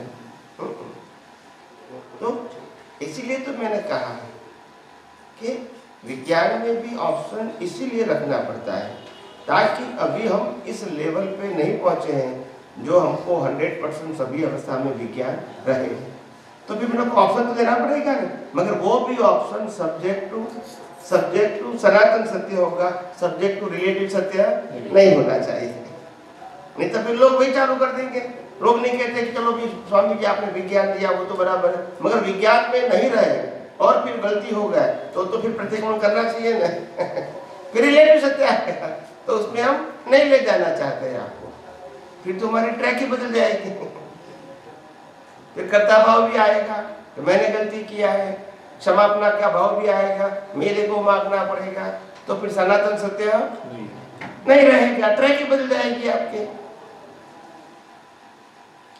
तो जब हम विज्ञान को ही विज्ञान की दृष्टि से, ज्ञान दर्शन से अनुभव करना चाहते हैं उपयोग करके, तो हमारा ट्रैक फिर चेंज होना नहीं चाहिए। अगर फिर चेंज हो गया तो फिर रिलेटिव सत्य सनातन दोनों एक ही हो जाएंगे, फिर आप भी नहीं समझ पाओगे कि विज्ञान क्या है, ये भी बराबर है ये भी बराबर है, तो फिर क्या होगा? आप समझे ना? बात ये नहीं है कि शरीर को कितना कष्ट होता है, बात ये नहीं है कि कितना नुकसान होता है, बात ये नहीं है कि जीवन में शांति है कि नहीं, बात ये है कि ये पूरी अवस्था कुदरती रचना है, हमको कुदरती रचना देखनी है सब कुछ होने के बावजूद। बस ऐसा नहीं कि कुदरती रचना देखेंगे तो अच्छा हो जाएगा, ये जरूरी नहीं है। वनवास जाना है तो जाना ही पड़ेगा, मगर देखना कुदरती रचना है बस। ऐसा नहीं कुदरती रचना देखो तो वनवास बंद हो जाएगा, ऐसा नहीं वो प्रकृति को चेंज करने के लिए थोड़ी है। प्रकृति को बिना राग द्वेष, बिना कर्ता भाव, बिना भोक्ता भाव, बिना मालिकी भाव स्वीकार करने के लिए ये कुदरती रचना है। आप समझे? हेतु इंटेंशन अलग है। रिलेटिव सत्य में प्रकृति को सेंटर में रख के बात होती है, सनातन सत्य में आत्मा को सेंटर में रख के बात करते हैं। समझ में आया? दोनों का एंगल ही अलग है। तो रिलेटिव सत्य में प्रकृति आएगी तो फिर लाभ नुकसान तो रहेगा नहीं, और जब आत्मा सेंटर में रहेगी तो लाभ नुकसान, जागृति कहो, उपयोग कहो या सनातन सत्य की दृष्टि कहो, उसके ऊपर आएगा। लाभ नुकसान शब्द आएगा ही नहीं। कौन से ट्रैक में जाना चाहते हो वो इम्पोर्टेंट है। तो सनातन सत्य के ट्रैक में जाओ तो फिर और कोई रिलेटिव सत्य के बाद पुरुषार्थ के रूप में नहीं होगी, फिर दो बात नहीं बनेगी। और अगर दो बात करोगे तो फिर कंफ्यूज भी रहोगे। आप समझे ना? ज्ञानी पुरुष दादा भगवान भी दोनों ही बात बताई तो लोग विज्ञान नहीं समझ पाए। समझ में आया? आज भी लोग कहते हैं कि हमको 25 साल हुए दादा भगवान के, 30 साल हुए ज्ञान लिए, कभी विज्ञान समझे नहीं थे, मगर जैसे आपका सत्संग हुआ अभी समझ में आता है कि दादा भगवान क्या कहना चाहते थे, क्योंकि दृष्टि मिली ना। क्या मिली? पहले तो दृष्टि ही नहीं थी हमारे पास, क्या करना वही दृष्टि थी, कैसे देखना वो दृष्टि नहीं थी। तो पूरा दृष्टिकोण ही बदल गया ये विज्ञान से। पहले तो बोझ था, हर रोज टेंशन था, इतना इतना हमको करना है, और नहीं करना है तो रात को सोने से पहले भी करेंगे। आप समझे? क्योंकि प्रेशर होता है इन्हें। समझ में आया? अभी ये कुछ रहा नहीं।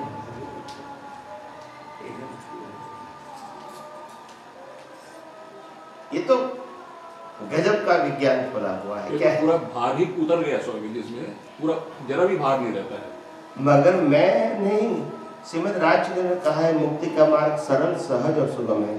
दादा भगवान ने कहा खिचड़ी बनाने से भी सरल है, तो ऐसे कहा होगा? बिल्कुल अनुभव से कहा। तो मगर आप नहीं समझते और फिर भारी लगेगा तो कोई क्या करेगा? मगर भारी है नहीं, आपकी सोच या समझ बराबर नहीं है तो लगता है। जब राम को वनवास जाना पड़ा, जब पांडवों को वनवास जाना पड़ा, जुगाड़ खेलना पड़ा, उनकी पत्नी उठा के ले गए राम की, ऐसे संजोग में भी अगर वो विज्ञान में रहे तो हम क्यों नहीं रह सकते हैं? मगर संजोग को वेट क्यों देते हैं? उसको कहो कुदरती, दुनिया को क्या कहना है, वो उनका सब्जेक्ट है, आपका सब्जेक्ट। और दुनिया किसी को भी कहेगी, उनको कहेगी, आपको फिर आपको टेंशन क्या है? जब आपके विजन में से रिलेटिव सत्य की वैल्यू ही जीरो हो गई है, फिर कुछ भी करता है या कुछ भी कहता है, क्या फर्क होगा? जब पहले रिलेटिव सत्य की वैल्यू थी, मन वचन काया की अवस्थाओं की वैल्यू थी, तब असर थी वो बराबर है। अभी तो जीरो है, और जीरो नहीं है तो जीरो करना है, तभी आत्मा की अनुभूति की ओर हम आगे बढ़ सकेंगे। इनकी वैल्यू भी करेंगे, इनकी भी करेंगे, ऐसा नहीं होगा अनुभव। आप समझे कि नहीं? अगर हमको साइंस ही पढ़ना है तो कॉमर्स को छोड़ना पड़ेगा। आपको कॉमर्स भी करना है, साइंस भी, ऐसा नहीं होगा। वो भी सही है, ये भी सही है, आपको क्या करना है वो तय करो, फिर आगे बढ़ो। सब कुछ करने जाओगे तो किसी में सक्सेस नहीं होगी, फिर यही कंफ्यूजन रहेगा आपको।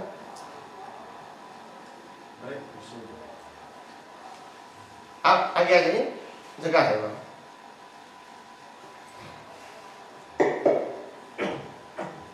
सबसे पहले ये बेसिक जो है, माने बेसिक कैसे स्टार्ट करें, हाउ टू स्ट्रॉन्ग द साक्षी भाव, माने मैं अपने साक्षी भाव को कैसे स्ट्रॉन्ग करूं। और ये मान के चलो मैं पहला दिन है समझो, तो इसके लिए मैं क्या प्रैक्टिस करूं जो मुझे नित्य याद रहे। जो ये भाई साहब बता रहे थे जिसको प्रॉब्लम है, मैं सोचता हूँ सभी को यही प्रॉब्लम है कि वो इन्वॉल्व हो जाते हैं, मैं भी इन्वॉल्व हो जाता हूँ। बट ऐसा क्या प्रैक्टिस करें? जैसे विपස්සना में जो प्रैक्टिस है, वहां ये बोलते हैं ना, राग करो ना द्वेष करो, तो उसके लिए 10 दिन का प्रैक्टिस है। तो ऐसा हम क्या प्रैक्टिस करें? जैसे पूजा करते हैं तो इसमें ऐसा क्या प्रैक्टिस करें, क्या बोले, क्या ऐसा चीज करें जिसमें हम नित्य प्रतिदिन और साक्षी भाव के करीब जाए? तो बेसिक कैसे स्टार्ट करें? बेसिक स्टार्ट ये करना है, हमको पहले बार बार समझना है कि जो शरीर है, इनकी डिजाइन, और शरीर पंच महाभूतों का बना है वो, और शरीर को चलाने के लिए हवा पानी खुराक देता है वो, और उसके बाद डाइजेस्ट करके ब्लड बना के पूरे शरीर में फैलाता है वो, और कर्मों की भुगतान के हर संजोग देता है, और लास्ट में श्वास भी बंद करता है। ये सब पूरा पैकेज कुदरती रचना है, शरीर और अवस्था का भी। और इसके बारे में जितना प्रश्न है पहले पूछ लेना चाहिए। तो एक सब्जेक्ट कंप्लीट होना चाहिए कि शरीर में नहीं हूँ, शरीर को चलाने वाला नहीं हूँ, और शरीर को लाभ नुकसान होता है वो मेरा सब्जेक्ट नहीं है। इतना पहले क्लियर करो, बाद में समझ आए तो फिर मेरा सब्जेक्ट क्या है, that is the second question. मगर ये क्लियर नहीं होगा और यहाँ की बात करोगे फिर क्रिएट द कंफ्यूजन। दो नहीं होता है, आप समझे? तो उसी को स्ट्रॉन्ग कैसे करना है? माने डेली कुछ ऐसा प्रैक्टिस करना है, बार बार आपको समझना पड़ेगा कि ये हो रहा है कि कर रहा हूँ, हो रहा है कि कर रहा हूँ।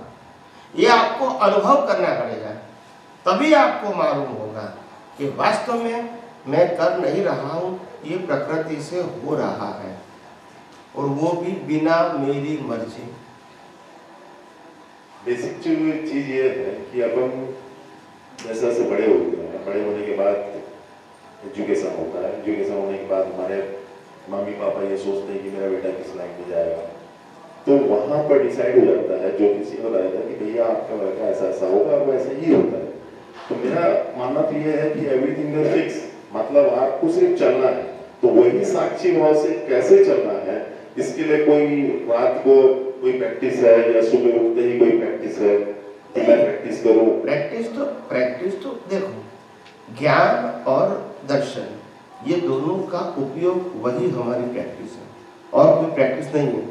मगर ज्ञान दर्शन में सबसे बड़ी बात यह है दर्शन कि सभी अवस्थाओं की वैल्यू में जीरो कैसे करें, और सभी अवस्थाओं से मैं मुक्त कैसे रहूं, उसकी पहले सही जानकारी हम कन्विंस करें ऐसी हमारे पास होनी चाहिए। बाद में होगा उपयोग, या दूसरा नाम है प्रैक्टिस। मगर जब आपका ज्ञान ही आपके दिमाग में क्लियर नहीं होगा तो प्रैक्टिस सही नहीं होगी। तो पहले आपको मानना चाहिए कि शरीर का क्रिएटर यानी जनरेट करने वाला, ऑपरेट करने वाला, डिस्ट्रॉय करने वाला कुदरत है। GOD समझ में आया? Generate, operate and destroy, number 1। Number 2, ये शरीर जो है वो प्लेयर है, कुदरत ने दिया हुआ प्लेयर समझते हैं? हाँ। प्लेयर के पास कोई फ्रीडम, ये मोबाइल प्लेयर है, फ्रीडम है। ये टीवी प्लेयर है, फ्रीडम है। ये पंखा प्लेयर है, फ्रीडम है। तो ये भी क्या है? प्लेयर। मगर ये मैन मेड प्लेयर है और ये नेचर मेड है, बस। मगर प्लेयर है, समझो। प्लेयर का मतलब नो फ्रीडम,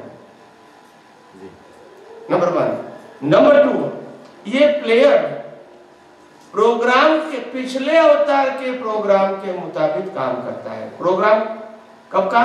पिछले अवतार का।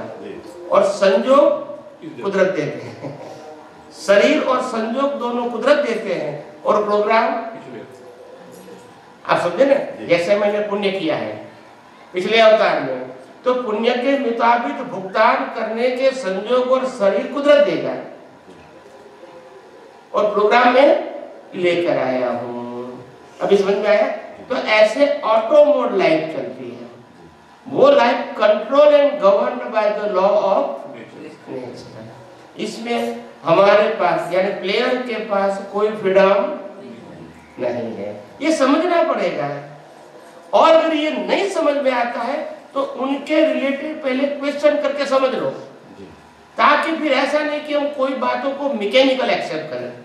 साइंस में बिना समझे एक्सेप्ट करोगे तो इंटरेस्ट नहीं आएगा। ये पहले समझना चाहिए कि समझ ऐसा होना चाहिए, अभी मेरे को इस बारे में कोई कंफ्यूजन नहीं है, अभी सिर्फ अप्लाई करना है, तो फिर एक ही सब्जेक्ट रहेगा, ये समझ में तो आ गया, अभी उपयोग कैसे करना है वो बताओ, उसमें कंफ्यूजन नहीं है समझने में, मेरे को क्लियर हो गया कि ये उनका जनरेटर ऑपरेटर डिस्ट्रॉयर कुदरत है, इसीलिए मैं नहीं हूँ और मेरा भी उसके अंदर कुछ नहीं है, अभी मैं उसको कैसे उसमें रहूँ, इससे अलग रहूँ, ये मेरा प्रयोग बताओ। तो ऐसे आगे बढ़ते हैं। वही चीज है जैसे नदी और नाव दोनों एक दूसरे के पूरक हैं। अगर नाव नदी में रहेगा तो ही उसका वैल्यू है, वैसी संसारिक क्रिया है, तो जस्ट लाइक कि हमको वैसे ही फील होके आगे निकल जाए यहाँ तक, क्योंकि इसके बिना आप आगे बढ़ नहीं सकते, नदी और नाव की ही प्रक्रिया है। तो एक ये भी था कि मेरे फादर हमेशा बोलते थे कि पहले प्रारब्ध रचा फिर रचा शरीर, तुलसी चिंता ना कीजिए फिर हुई, तो ये सब चीज प्रारब्ध से ही है और अब अपन को प्रारब्ध नहीं बनाना, साक्षी भाव है। मगर प्रारब्ध से बनी हुई चीज है वो बराबर है, मगर उसमें कर्ता भाव, मालिकी भाव, भोक्ता भाव जुड़ जाता है ना जी, यही तो अज्ञानता है, यही और इसी को मिटाना ही तो अध्यात्म भी, अज्ञान को मिटाना वो अध्यात्म विज्ञान है, मन वचन काया संजोगों को बदलना वो अध्यात्म विज्ञान नहीं है। वही पानी नाव के अंदर आ जाता है, जबकि नाव के अंदर नहीं आना चाहिए। हाँ, आप समझो, हाँ मैं समझ सकते, life is a flow of water, जी, प्रवाह, नदी और नाव। हाँ, जो जीवन है वो एक प्रवाह है, प्रवाह समझते हैं, हाँ। नदी का प्रवाह, वो कभी रुकता नहीं। ऐसे हमारा जीवन कभी रुकता नहीं है, एवरी मोमेंट वो नई नई सेकंड आती है और पुरानी एक्सपायर हो जाती है, यस और नो? Yes yes. और ये प्रक्रिया बट नहीं चल रही, उसमें एफर्ट करने की जरूरत नहीं बट फंस जाते। फिर भी हम कहते हैं कि हमको एफर्ट करना पड़ेगा, बस वही तो ज्ञान है, जब जो जिसका संचालन कुदरत करते हैं, इसमें हमको क्या करना है बताइए? ये सारा केस तो मैं नहीं आके फंस जाता ना, वैसे वही तो बात है, जब कुदरत शरीर बना रही है, चला रही है और प्रोग्राम पिछले अवतार का है, तो आज मैं इस अवस्था को क्यों अलग रह के देख नहीं सकता हूँ? क्योंकि आज न मैंने प्रोग्राम बनाया है, न मैंने शरीर बनाया है, न मैंने संयोग बनाया, आज टुडे, ठीक है? तो मैं उस संयोग को अलग रह के मुक्तता से देख क्यों नहीं सकता हूँ? तीनों चीज में मैं जिम्मेदार नहीं हूँ। हाँ सही है, यही आध्यात्मिक विज्ञान है। तो और जिम्मेदारी बताना वो सामाजिक और धार्मिक बातें हैं। तो ये राग और द्वेष ये रेडीमेड बना हुआ है कि ये जब से हमारे संसार बना होगा तो ये राग द्वेष भी बना होगा जिसमें लोग फंसते हैं?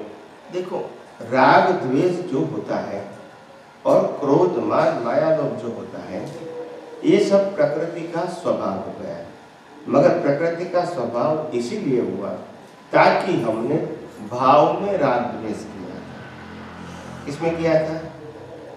जब भाव करते हैं राग द्वेष के, उस समय अवस्था, उस समय इंटेंशन है, और वो इंटेंशन का जब एक्शन रूप लेता है तो राग द्वेष दिखता है, मगर वो डिस्चार्ज है। उस समय हम जिम्मेदार, मगर हम कहते हैं कि हम राग करते हैं, हम देख करते हैं, तो फिर जिम्मेदार हो। आप जब मालिक बन जाओगे, कर्ता बन जाओगे, तो फिर जिम्मेदार तो रहोगे नहीं, रहोगे कि नहीं? तो आप समझे? सिंपल बात है, मालिकी से बंधन है, कर्ता भाव से बंधन है, भोक्ता भाव से बंधन है, मन वचन काया की अवस्थाओं से बंधन नहीं है। इतना सरल और सहज ज्ञान है, आप समझे? कोई भी क्रिया के लिए कुदरत भी कहता है तुम जिम्मेदार नहीं हो। दूसरी बात, कुदरत क्या कहती है मालूम है? जैसे अभी मानो कि 5 बजे, एग्जाम्पल 5 बजे, तो आप 5 बजे, आज का तारीख कौन सी हुई? 22, 22 जनवरी 2023, और उसके 5 बजे, तो 5 बजे के पहले का समय और पहले का दिन वो सभी के लिए आप मर चुके हैं, या सुन लो, वो दोबारा कभी नहीं। और कुदरत कहता है मैंने उसी समय का जो आपका कर्मों का हिसाब था वो भी क्या कर दिया, इरेज कर दिया है, ठीक है। मगर इंसान कहता है हम भूलेंगे नहीं। फिर मिस्टेक किसकी, हमारी। तो गलती तो हमारी है, नहीं समझे वही गलती है ना। कुदरत ने कहता है मैंने भी निकाल दिया क्योंकि दोबारा अभी आपको ये परिणाम नहीं देना है, यह सुन लो। हम बोलते हैं उसी का नाम है लाइव राइस। समझ में आया? जो हो गया भूल जाओ, तो पानी की प्रवाह की तरह जीवन भूल जाओ, याद करते हो। अच्छा बुरा वो तो लौकिक दृष्टि है, क्या है, वास्तव में अच्छा बुरा जैसा कुछ है ही नहीं। मैंने पहले भी कहा इस दुनिया में सुख दुख जैसी कोई चीज नहीं है। हम माने तो सुख है, नहीं माने तो दुख है, आप समझाए। और दूसरी बात, ये दुनिया में ज्ञान अज्ञान जैसी भी चीज नहीं है, सिर्फ विज्ञान है। मगर ज्ञान अज्ञान है, वहां तक भटकना है। ज्ञान अज्ञान वो आपका व्यू पॉइंट है, इसको ज्ञान भी कह सकते हैं अज्ञान भी कह सकते हैं, एक ही अवस्था को। आपको आप राम को मानना ज्ञान भी कहते हैं, और कृष्ण वाले कहते हैं हमारे तो कोई निस्बत नहीं है, बोलते नहीं है। तो ये तो आपकी बिलीफ है, ज्ञान अज्ञान तो ये कोई सनातन सत्य है। तो दुनिया रिलेटिव सत्य को सही मानते हैं, उससे संसार चलता है। और रिलेटिव सत्य की वैल्यू आपने 0 कर दिया तो ज्ञान नहीं है, अज्ञान नहीं है, कर्ता नहीं है, भोक्ता नहीं है, मालिक भी नहीं है, सब कुदरती, और कोई पजल है ही नहीं। प्रश्न ये नहीं है कि ये घर कैसा है, प्रश्न ये नहीं है कि घर का डोर कैसा है, प्रश्न ये नहीं है कि विंडो कैसी है, प्रश्न ये नहीं है पंखा चलता है कि नहीं, एसी चलता है कि नहीं, ये भीत में कलर अच्छा है कि नहीं। प्रश्न वो नहीं है, प्रश्न ये है कि ये मकान मेरे को खरीदना नहीं है, तो कोई प्रश्न नहीं। और खरीदना है तो प्रश्न। तो जब मैं कहूँगा ये मन वचन काया मेरा है नहीं, मैं नहीं हूं, मेरा नहीं हूं, तो फिर प्रश्न क्यों? या सुन लो, कैसा भी है मगर मैं नहीं हूं और मेरा नहीं है, तो फिर क्यों प्रश्न?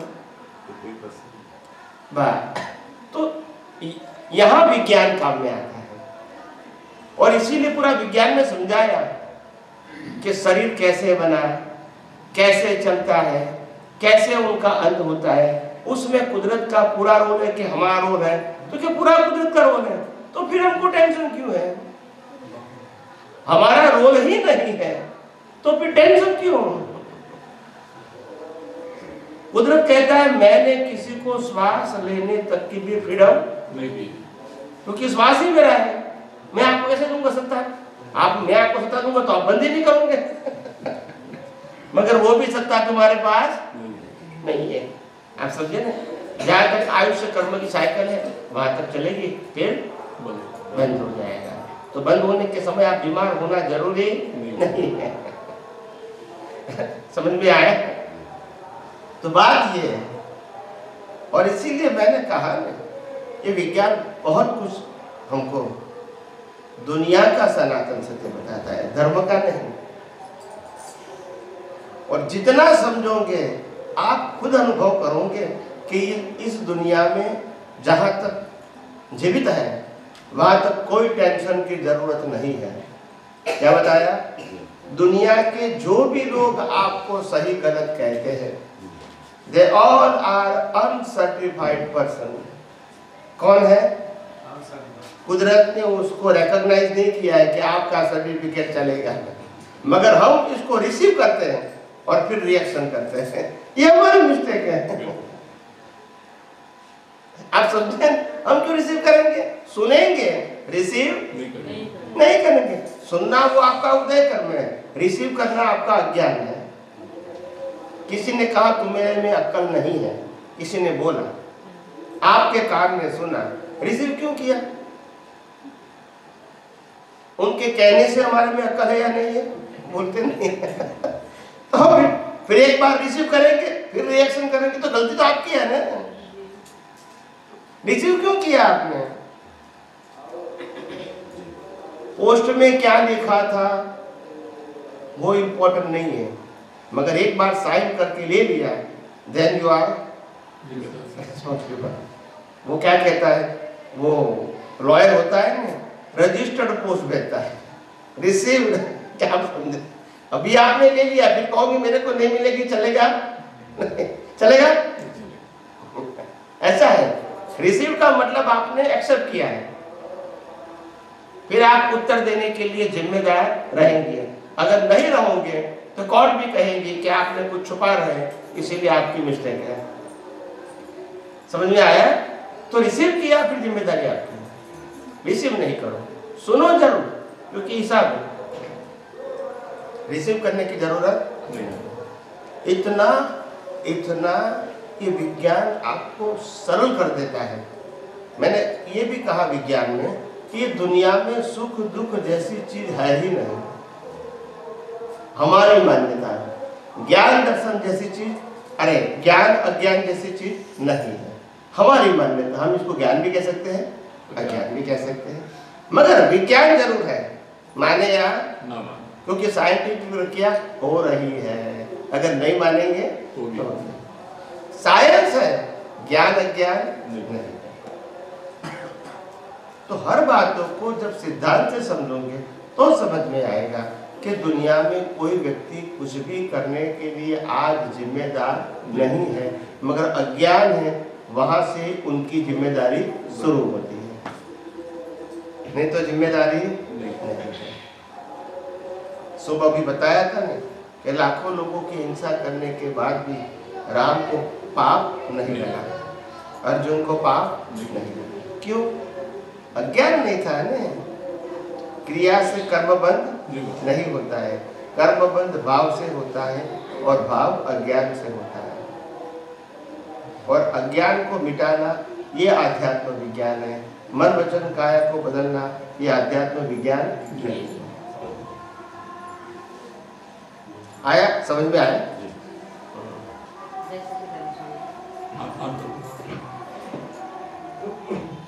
अभी आपने कहा ना रिसीव नहीं करना, बहुत बार ऐसा होता है कि जैसे बोलते रहते हैं, ऐसा आवाज ही दिए कि बच्चे लोग आवाज दिए, किसी ने आवाज दिए, लेकिन सुनते हुए भी हम लोग उसको कुछ बता नहीं पाते कि हाँ यहाँ हूँ, ये कर रही हूँ। तो लेकिन अगर कुछ ऐसा शब्द डालते हैं कि कुछ भी बोलेंगे ना आते रहे तो जल्दी समझ में आए, वो फिर रिसीव हो जाता है। उसके लिए क्या करना चाहिए? दूसरा क्या होता है? जैसे कोई भी चीज को पूछते हैं बार बार, ये कहाँ है, वो ऐसा कहाँ रखा है, कुछ भी सामान या कुछ भी बात होती है तो सीधा बोलते रहते हैं, नहीं होता। जैसे जवाब नहीं दे पाए, एक बार दो बार बोले, फिर वो कुछ बोल देंगे, उसमें गलत बोल देंगे, कुछ भी बोल देंगे, तो वो फिर रिसीव हो जाते हैं। उसके लिए क्या करें? तो ऐसे समझ में आगे कि रिसीव नहीं करना है, तो उसके लिए क्या करें? प्रकृति भुगतान करेगी तो प्रकृति तो अपनी रॉन्ग बिलीफ लेकर आई है, तो प्रकृति रिसीव करेगी। मगर जो लाइव प्रतिष्ठित आत्मा है, जिसके पास सम्यक ज्ञान सम्यक दर्शन है, वो रिसीव नहीं करना चाहिए। प्रकृति तो भुगतान लेकर आई है, तो वो तो भुगतान करेगी ना, मान कहो अपमान कहो, आप समझे ना? तभी इसी तो कर्म कहते हैं। क्या कहते हैं? कोई बोलते रिसीव तो हो गया, पर उसमें रिमार्केशन तो होना चाहिए। देखो रिसीव मैकेनिकल होना वो रिसीव नहीं है। जैसे किसी को हमने 100 रुपया दिया है, वो हमको वापस देंगे, तो हम रिसीव नहीं करेंगे, मगर वो कुदरती रचना नहीं है। तो और अगर नहीं देगा वापस तो क्या होगा? तकलीफ भी होगी ना। तो फिर किसको होगी? देने वाले को। आत्मा देने वाला है, समझ में आया? तो ये तकलीफ शरीर को होगी कि नहीं, वो तो प्रश्न है, होगी, क्योंकि ये शरीर यानी मन वचन काया वो कर्मों की भुगतान का साधन है। इसको नहीं होगी तो भुगतान कैसे करेंगे? मगर जो मन वचन काया को होता है, बुद्धि चित्त अहंकार को जो होता है, वो मेरे को होता है ऐसा मानना, वो अज्ञान है। और इसीलिए मन बुद्धि चित्त अहंकार स्पीच और एक्शन, ये 6 चीजों को और 5 ज्ञानेंद्रियों से अनुभव में आती पूरी सृष्टि को कुदरती रचना देखना, ये आध्यात्म विज्ञान का दर्शन का पूछा है। नहीं स्वामी जी, बहुत बार तो समझ में आता है कि प्रकृति को हो रहा है या प्रकृति भुगत रही है और ये पूरा हो रहा है हिसाब, क्योंकि ये सारा जगत जिसके साथ हिसाब है उसी के साथ होगा, सबके साथ में नहीं होगा, हर किसी का अलग अलग हिसाब है। तो जितने जितने राग द्वेष या हिसाब है वो नजदीक के रहते हैं, होते हैं। तो मेरे को ऐसा लगता है कि उसमें मैं जुड़ तो नहीं गई हूँ, ऐसा लगता है फिर बार बार ऐसा लगता है, ऐसा लगता है, ऐसा होता नहीं है जी। ऐसी साइकोलॉजी हो जाती है कि हम जुड़ गए, जुड़ते नहीं, बिलीफ हो जाता है। फिर उसको बोलते हैं कि जुड़े नहीं है तभी तो हम जाने, ऐसा भी होता है फिर बाद में। इसीलिए कहता है ना कि वैसे तो जुड़ना शक्य नहीं, मगर मानसिक तौर से हम जुड़ जाते हैं। आप समझे? तो वो नहीं जुड़े, इसीलिए मैंने कहा कि जितनी भी मन वचन काया उनकी अवस्था की वैल्यू कुदरती रचना होने के नाते हमारी दृष्टि में 0 रहेगी, तो फिर हमको अलिप्त रहना, मुक्त रहना आसान हो जाएगा। जब वैल्यू करेंगे तो फिर उससे अलग रहना थोड़ा भारी हो जाएगा। आप समझे ना? हमको हमारे पास जो मिलकत है, मानो कि करोड़ रुपया की मिलकत है, उसमें 5 करोड़ रुपया में से हमको 10 लाख को छोड़ना है तो भी भारी है, 25 लाख को छोड़ना है तो भी भारी है, 50 लाख को छोड़ना है 1 करोड़ में से तो भी भारी है, 75 लाख को छोड़ना है तो भी भारी है, 90 लाख को छोड़ना है तो भी भारी है। आप समझे ना? मगर जिन्होंने वैल्यू 0 कर दिया वो 100% छोड़ेंगे तो भी भारी। तो प्रश्न वैल्यू क्या है कि समझ का है? जब वैल्यू 0 कर दिया तो फिर कितने भी अमाउंट क्यों ना है, कोई फर्क नहीं पड़ेगा। अभी आपको समझ में आया? वैल्यू करेंगे तो फिर असर तो होगी। हाँ स्वामी जी, कोई वस्तु का तो वैल्यू 0 हो जाता है, लेकिन बहुत बार ऐसे कई ऐसा वस्तु है जो 0 नहीं हो पाता है। बड़े वाणी से बोलते हैं, समझ में आ जाता है, थोड़ा समय उसको इसको डाइजेस्ट करने में या अनुभव करने में थोड़ा समय लगता है। इसको क्या कहते हैं? हमको ये विज्ञान को प्रयोग में रखना पड़ता है। क्या करना पड़ता है? और प्रयोग करने के बाद थोड़े समय के बाद वो अलग हो जाएगा कि वास्तव में तो 0 ही है, हम मानते थे उसके वैल्यू। आप समझे? और ऐसा भी होता है कि ज्यादा वैल्यू करते थे और अभी करते भी हैं, तो वो ज्यादा ऐसा लगता है कि उसमें ज्यादा गहरा चिकनापन ऐसा रहता है, उसमें गाढ़ रहता है, तो धीरे धीरे उसको बार बार करते हैं कि ये मेरा नहीं है, प्रकृति का है और इसके हिसाब है, तो वो धीरे धीरे करके ना वो गिर जाता है ऐसा। हाँ तो होगा, होगा नहीं, क्यों नहीं होगा, जरूर। हाँ, बहुत बार वो डबल भी नहीं होता है, वो एक ही बार में पूरा हो जाता है। यही तो प्रैक्टिस करनी है। इसीलिए मैंने कहा सुबह उठते ही मालूम हो जाना चाहिए कि सुबह कौन उठता है और मैं कौन हूँ। उस प्रयोग को एक बार थोड़ा सबको फिर से समझा दिए स्वामी। जो 2-3 प्रयोग बताए हैं वो तो नए लोगों को उसमें आगे बढ़ने में मदद मिलेगी। हाँ, देखो जब सुबह उठते हैं तो हमको मालूम होना चाहिए कि शरीर उठता है, मैं नहीं उठता। मैं यानी शुद्धात्मा नहीं उठता है, सोता भी नहीं है, उठता भी नहीं, तो शरीर उठता है, वहां से चालू हो जाएगा। उठता है शरीर और मैं उठता है। ये ब्रश कौन करता है? शरीर और मैं। स्नान कौन करता है? शरीर और मैं। नाश्ता कौन खाता है? शरीर और मैं। तो जो मैं शरीर करता है वो सब क्या है? कुदरती। और मैं कुछ करता अच्छा या बुरा मैं नहीं करता हूँ। सब हर अवस्था में ये रहना चाहिए। रात को सोएंगे तो भी कौन सोएगा? शरीर। मैं और शरीर किसका है? कुदरत का है। तो वो सोता है वो भी कुदरत का, जागता है वो भी, और काम करता है वो भी कुदरती रचना। समझ में आया? एक एंगल। दूसरी बात, अगर शरीर और आत्मा दो है, मगर आत्मा परमानेंट है और शरीर की अवस्था भी, तो टेम्पररी की वैल्यू 0 और परमानेंट की वैल्यू 1। तो ये शरीर में आत्मा की वैल्यू क्या रहेगी? 1। शरीर की वैल्यू 0, संपत्ति की वैल्यू, साधनों की वैल्यू 0, स्टेटस की वैल्यू 0, डिग्री की वैल्यू 0, सभी क्रियाकांड की वैल्यू 0 रहेगी। मगर आगे एक है, उसके बाद 0 आएगा तो सभी 0 की वैल्यू बढ़ जाएगी। एक के बाद 0 है तो 10, फिर 0 है तो 100, 1000, 10,000, लाख, 10 लाख, करोड़, ऐसा होगा ना। भले 0 है मगर आगे एक है तो सभी 0 की वैल्यू बढ़ जाएगी। और एक निकल गया तो 0 ही। पहले भी 0 था, अभी भी 0। तो मैं ये कहता हूँ एक के जाने के बाद तो 0 होने वाला है। अगर मेरा ज्ञान ऐसा है तो आज एक के साथ में 0 क्यों नहीं मानूं? बोलते नहीं है। आज एक है तो उसकी वैल्यू है नहीं है, वैल्यू तो एक की ही है और सभी 0 की वैल्यू भी एक के आधार से थी।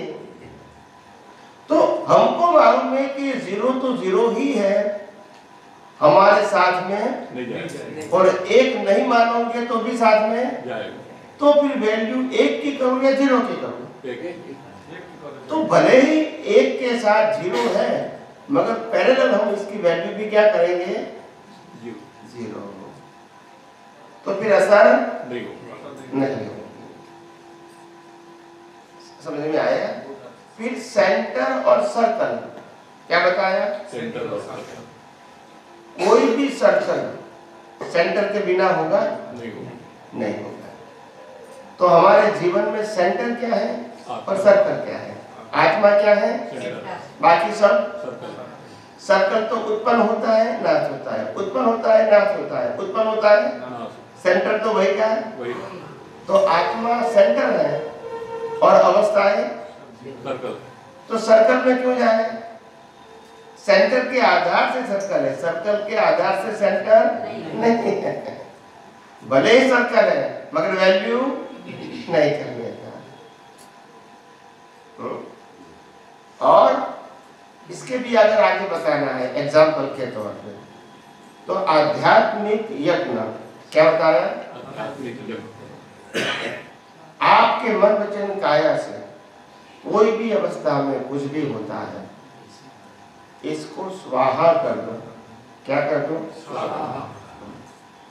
जैसे किसी ने हमारे ऊपर गुस्सा कर दिया,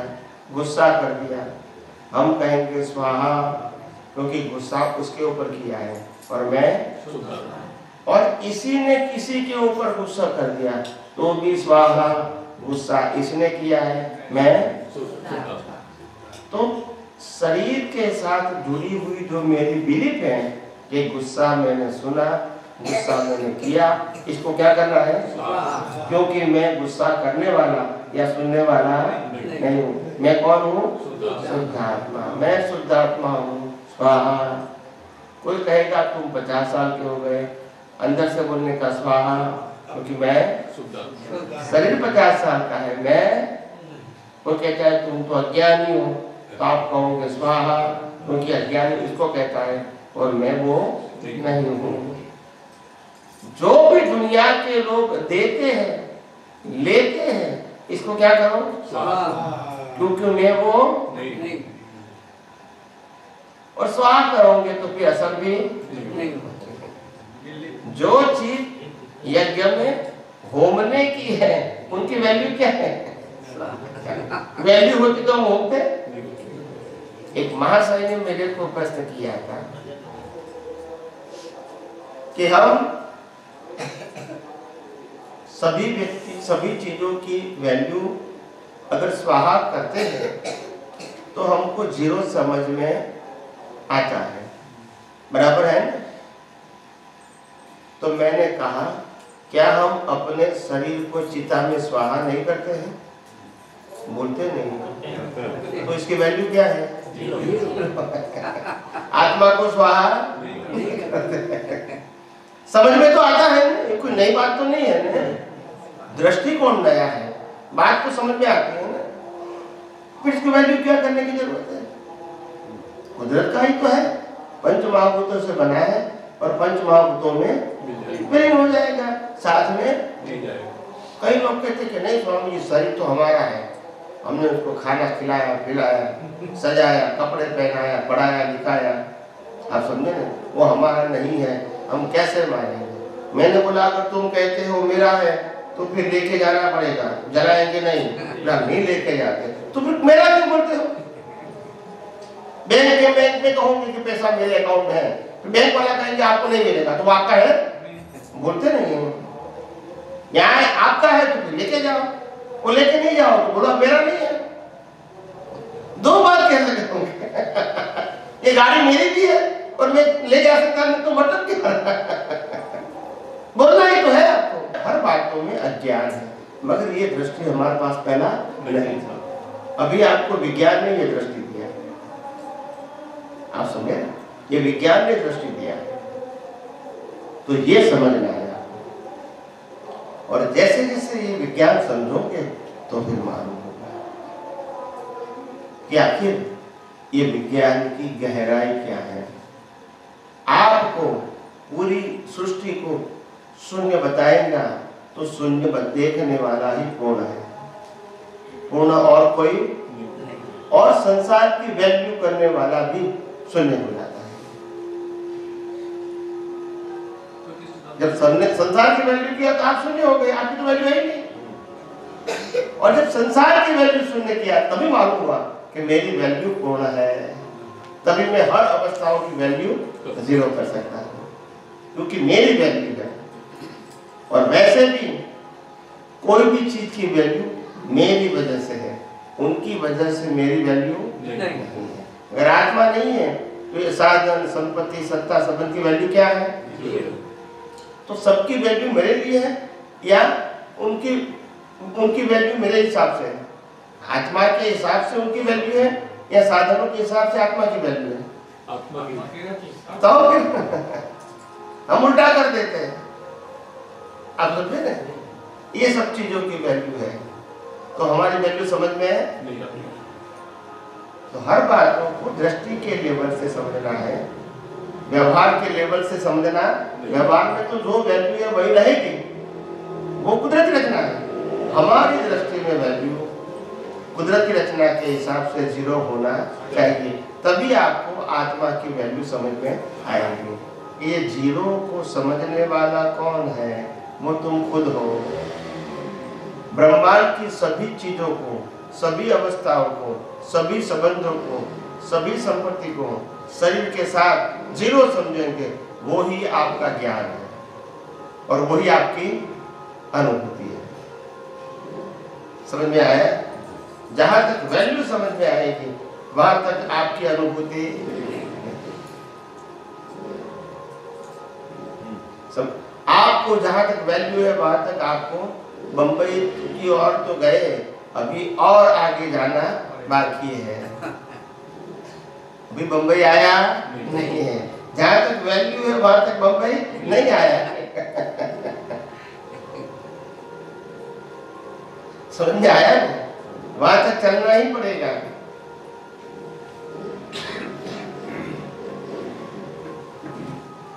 पूछो, किसी को प्रश्न करना है तो कीजिए प्लीज। स्वामी जी प्रणाम। स्वामी जी, हम आपके प्रवचन से सुनते हैं कि हमारे अंदर में जो ब्रह्मांड है और बाहर भी ब्रह्मांड है, ऐसा अध्ययन किया है हमने। तो हमारे ब्रह्मांड और बाहर के ब्रह्मांड में किस तरह से संबंध है और हम कैसे समझ सकते हैं कि हमारा संबंध उससे हो रहा है, कैसे अनुभूति होती है। और हम इसी क्रम में अपने जीवन और मृत्यु को भी समझना चाहते हैं कि जब हम उसी ब्रह्मांड में हैं तो जी रहे हैं, उसी ब्रह्मांड में रहते हुए अब मर कैसे जाते हैं? मरते भी है ना, मरते भी है ना, मरते भी है ना कि नहीं मरते? मरते हैं। तो सिंपल बात है, पिंडेशो ब्रह्मांडे और ब्रह्मांडेशो। सुना है कि नहीं सुना? सुने। तो जिससे ये ब्रह्मांड बना है, इसी से पिंड बना है। 5 तत्वों से ब्रह्मांड बना है और 5 तत्वों से पिंड बना है। ये 5 तत्वों के अंदर आत्मा की हाजिरी है, इसीलिए ब्रह्मांड जीवित लगता है, लाइव लगता है। ऐसे शरीर में भी आत्मा है तो लाइव लगता है, आत्मा निकली गया तो भी आत्मा निकल गया तो 5 तत्व तो है ही, जो कुदरत वापस ले लेती है, पंच महाभूत। या सुन लो, आप समझे ना? तो पिंड, जिससे पिंड बना है उसी से ब्रह्मांड, और जिससे ब्रह्मांड बना है उसी से तत्व के रूप में कोई अंतर नहीं है। समझ में आया जी? कोई अंतर नहीं। नहीं समझ में आया? इससे हम कैसे अनुभूति करते हैं अभी जिंदा रहते हुए कि हम उससे संबंधित बन के चल रहे हैं, हमारा अंदर का ब्रह्मांड उससे मिल के चल रहा है, ये कैसे और कब अनुभूति होता है। इसी के साथ साथ ये बुद्धि क्या है जो उसको समझना चाहते हैं, ज्ञान क्या चीज़ है, विवेक क्या चीज़ है, दृष्टिकोण क्या चीज़ है, अनुभव क्या चीज़ है, ये कहाँ से पैदा होता है, ये कैसे काम करता है और किसके लिए काम करता है। जैसे मैं हाथ उठा रहा हूँ तो ये कौन उठा रहा है, कौन उठा रहा है मुझे पता नहीं है, कौन उठा रहा है इसको, ये समझ में, मतलब एक सूक्ष्म चीज। इस बात को एक मैं प्राइमरी स्कूल का बालक समझ के इसको समझाइए। मैं ज्ञानी हूँ आपके सामने, इसलिए मैं समझना चाहता हूँ। सिंपल बात ये है, हम काम किसके लिए करते हैं?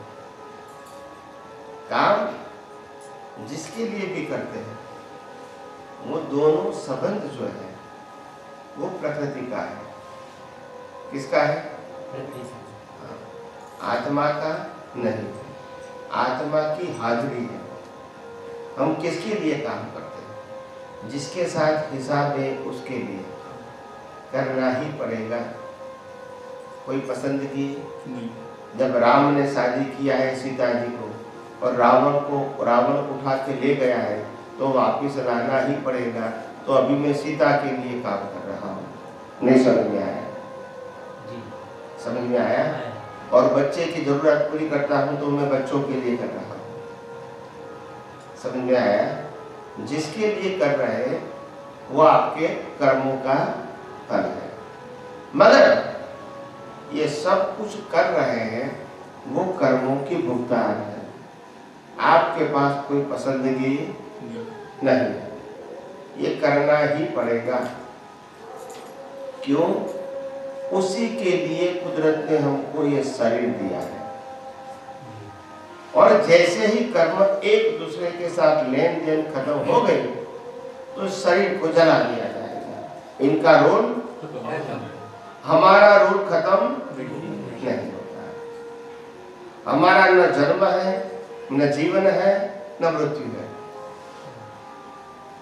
समझ में आया? जन्म भी नहीं है, जीवन भी नहीं है और मृत्यु भी। शरीर क्या है? और जिसका जन्म जीवन मृत्यु है वो हम हैं ऐसा मानना, इसका नाम है अज्ञान। और जिसका जन्म जीवन मृत्यु नहीं है और वो चेतन है, शाश्वत है, वो हम खुद है, इसका नाम है शुद्ध आत्मा। समझ में आया? हाँ। तो शुद्धात्मा अलग है और प्रकृति प्रकृति को चलाने वाले हम नहीं है, कुदरत चलाती है। और आत्मा को चलाने वाला कोई है नहीं, स्वयं वो है। समझ में आया? और लोग स्वयं को भूल जाके भूल भुलैया वाली प्रकृति में जुड़ जाते हैं। एक फिर बोलते हैं हम फंस गए, तो फंस ही जाओगे। आप सुनिए, जिससे जब से पैदा हुआ और समझदार हुआ तब से वो सुख ढूंढ रहा है, अभी तक मिला नहीं। यही तो कहानी है। अगर सुख होता तो किसी को तो मिलता नहीं। हर लोग कहते क्या करेंगे, अवस्था आ गई, आयुष्य बढ़ गया, अभी आंखों से दिखाई नहीं देता है, कान से सुनाई नहीं देता है, कमर काम नहीं करती है, ये जोड़े जॉइंट काम नहीं करता है, शरीर में ताकत नहीं है। तो हम पूछेंगे भी तुम तो 15-20 साल के थे, तब से कहते कि हमको सुख चाहिए सुख चाहिए, तो इतना सारा करके सुख नहीं मिला, तो बोला कहाँ है? तो बोला ये किया क्यों फिर आपने? यही तो माया की जाल है। यही तो माया की। एक भाई साहब ने कहा कि देखो, हम जब शादी करते हैं तब तो हमको लगता है कि हम शादी सुख की अपेक्षा से करते हैं। क्या बताया? सुख कहो, सगवड़ कहो, और एक जीवन जीने का तरीका कहो, इसके लिए हम करते हैं। तो पहले लगता है कि अकेले थे तो सुनसान जीवन था, तो दो मिलेंगे तो कुछ आनंदमय जीवन होगा, ऐसा हमने सोचा था बिफोर मैरिज। मगर जब मैरिज किया तब मालूम होगा कि अभी हम सो सकते हैं, खाना खा सकते हैं, बाहर जा सकते हैं, मगर वो स्वतंत्र नहीं, आधारित हो गए हैं, बोलते नहीं हैं। ये पहली मुक्ति। पहले कहाँ भी जाना है, माँ बाप बोल जाए मैं 2 दिन जाऊंगा, चलो जाओ तुम, चलेगा। अभी ऐसा नहीं चलेगा। फिर बोला नहीं, अभी घर में तो हम 2 ही हैं, तो कुछ बच्चे चाहिए। तो फिर पहला बच्चा आया, तो फिर अभी मेरी नहीं, पत्नी की भी नहीं, बच्चे की भी जवाबदारी उठानी पड़ेगी। वाइफ कहेगी तुम बाहर लेकर जाओ तो मैं रसोई बनाऊं। नहीं समझ में आया तो फिर करना पड़ता है। तो ये सुख बढ़ा या जिम्मेदारी बढ़ी? दुख बढ़ गया। क्या? फिर कहते हैं फिर दूसरी बच्ची हुई तो 4 हो गए, तो और जिम्मेदारी बढ़ी। तो पहले तो मैं अकेला था तो 5000 रुपया में चलता था, अभी 4 हो गए तो वाइफ के कमाओ ज्यादा। आप समझे कि नहीं? तो ये सुख के लिए किया कि जिम्मेदारी निभाने के लिए? बताइए, बोलिए। आप समझे कि नहीं? ऐसे ऐसे माया की जाल में फंसता रहता है। लेकिन जो अनुभव है वो लोग भी तो नहीं बताते थे स्वामी जी की इसमें सुख नहीं है करके, तो भी पीछे लगे रहते हैं शादी कराने के लिए। फिर भी पीछे लगे रहते हैं। नहीं, वो तो कहते हैं ना कि तुम बिना शादी कैसे कहोगे दुख है, अनुभव तो करो। ये पूरा संसार प्रयोगशाला है। यही तो ये पूरा संसार प्रयोगशाला है, यही प्रयोग करना है, यही अनुभव करना है। एक गांव था, उसमें 5000 की बस्ती थी, तो सभी मित्र साथ में पढ़ते थे और सभी मित्रों की शादी हो गई, बच्चे भी हो गए, बच्चे बड़े हो गए, मगर उनका एक मित्र 50 साल का था, उनकी अभी तक शादी नहीं। तो 4-5 मित्र ने गांव में सोचा कि भाई इनकी भी शादी करवा दीजिए, मगर वो कहता है मेरे को शादी नहीं करना है, आप सबकी शादी मैंने देख लिया। तो फिर 5 मित्र ने किया कि नहीं उनको शादी तो करवाएंगे। उसको फिर उकसाया, क्या किया? उकसाया। तुम शादी नहीं की है तो तुम्हारा जीवन ही नहीं है। इसके आप समझे कि नहीं? खाना पीना गरम गरम देती है वो, घर का सब कुछ काम करती है, तुमको भी संभालती है, तुमको क्या तकलीफ है? ये सब तुमको करना पड़ता है। ऐसे करते उसको उठा है तो बेचारा नहीं करना चाहते थे, फिर पांचों मित्र ने उसको उकसाया तो बोला चलो अब तुम कहते हैं तो शादी करते हैं। तो शादी किया, फिर 5 साल हुआ तो सभी मित्र को बुलाया शादी करने के बाद 5 साल के बाद। फिर सभी को बताया कि तुमने तो कहा था, बड़े बड़े सपने दिखाए थे, ऐसा तो कुछ है नहीं। तो बोलता था ये अनुभव करने के लिए तो शादी कर रहे हैं, बिना अनुभव कैसे मानोगे? तो दुनिया ऐसी है भाई। स्वामी जी, ये आपने बताया जीरो वाली बात, प्रकृति और आत्मा के बारे में।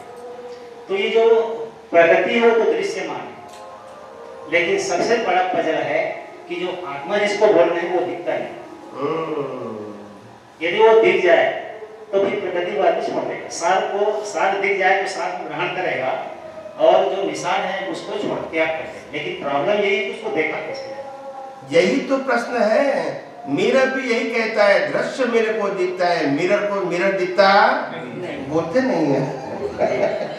मेरे में दृश्य दिखता है मगर मैं मिरर को अभी क्या करेंगे बोलो? मिरर कहता है मेरे को मिरर नहीं दिखता है मगर मेरे में दृश्य सब दिखते हैं। आग भी ऐसा ही है। तो कहने का मतलब यह है, आप समझ सकते हो जैसे बिना मिरर दृश्य दिखते नहीं है, ऐसे बिना आत्मा दुनिया का अनुभव भी कौन करेगा? अगर आत्मा नहीं है अनुभव कौन करेगा? जड़ कर सकता है? बिना आत्मा की ये डायमंड, गोल्ड, सिल्वर, ये सब कुछ चीजें अनुभव कर सकती है? आत्मा के हाजिरी नहीं सब होता है। नहीं, वो अकेले कर सकते हैं? नहीं। गोल्ड का अनुभव कर सकते हैं? नहीं। डायमंड का कर सकते हैं? ये करेंसी का अनुभव कर सकते हैं? नहीं कर सकते। आत्मा की हाजिरी है और जो ज्ञान है उसी से अनुभव होता है। मगर पहले अज्ञान है तो विनाशी चीजों का अनुभव होता है, और जब ज्ञान होता है तो भी विनाशी चीजों का अनुभव होता है मगर अच्छी चीजों का अनुभव होता है, और विज्ञान होता है तो फिर आत्मा का अनुभव होता है। समझ में आया जी? दुनिया हमको जीरो दिखेगी, कुदरती रचना दिखेगी, तभी आपको आपकी कीमत समझ में आएगी, नहीं तो नहीं आएगी।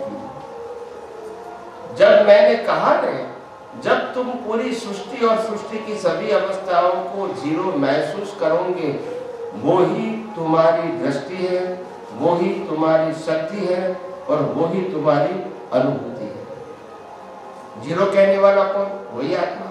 वैल्यू करने का कौन? वही आत्मा। आत्मा नहीं तो जीरो भी नहीं कर सकते, वैल्यू भी जड़ की वैल्यू नहीं कर सकते। आत्मा मतलब आत्मा की हाजिरी से। आप समझे ना? ये माइंड टैबलेट का अनुभव कर सकती है? नहीं कर सकती है, क्योंकि आत्मा ज्ञान ही नहीं है ना।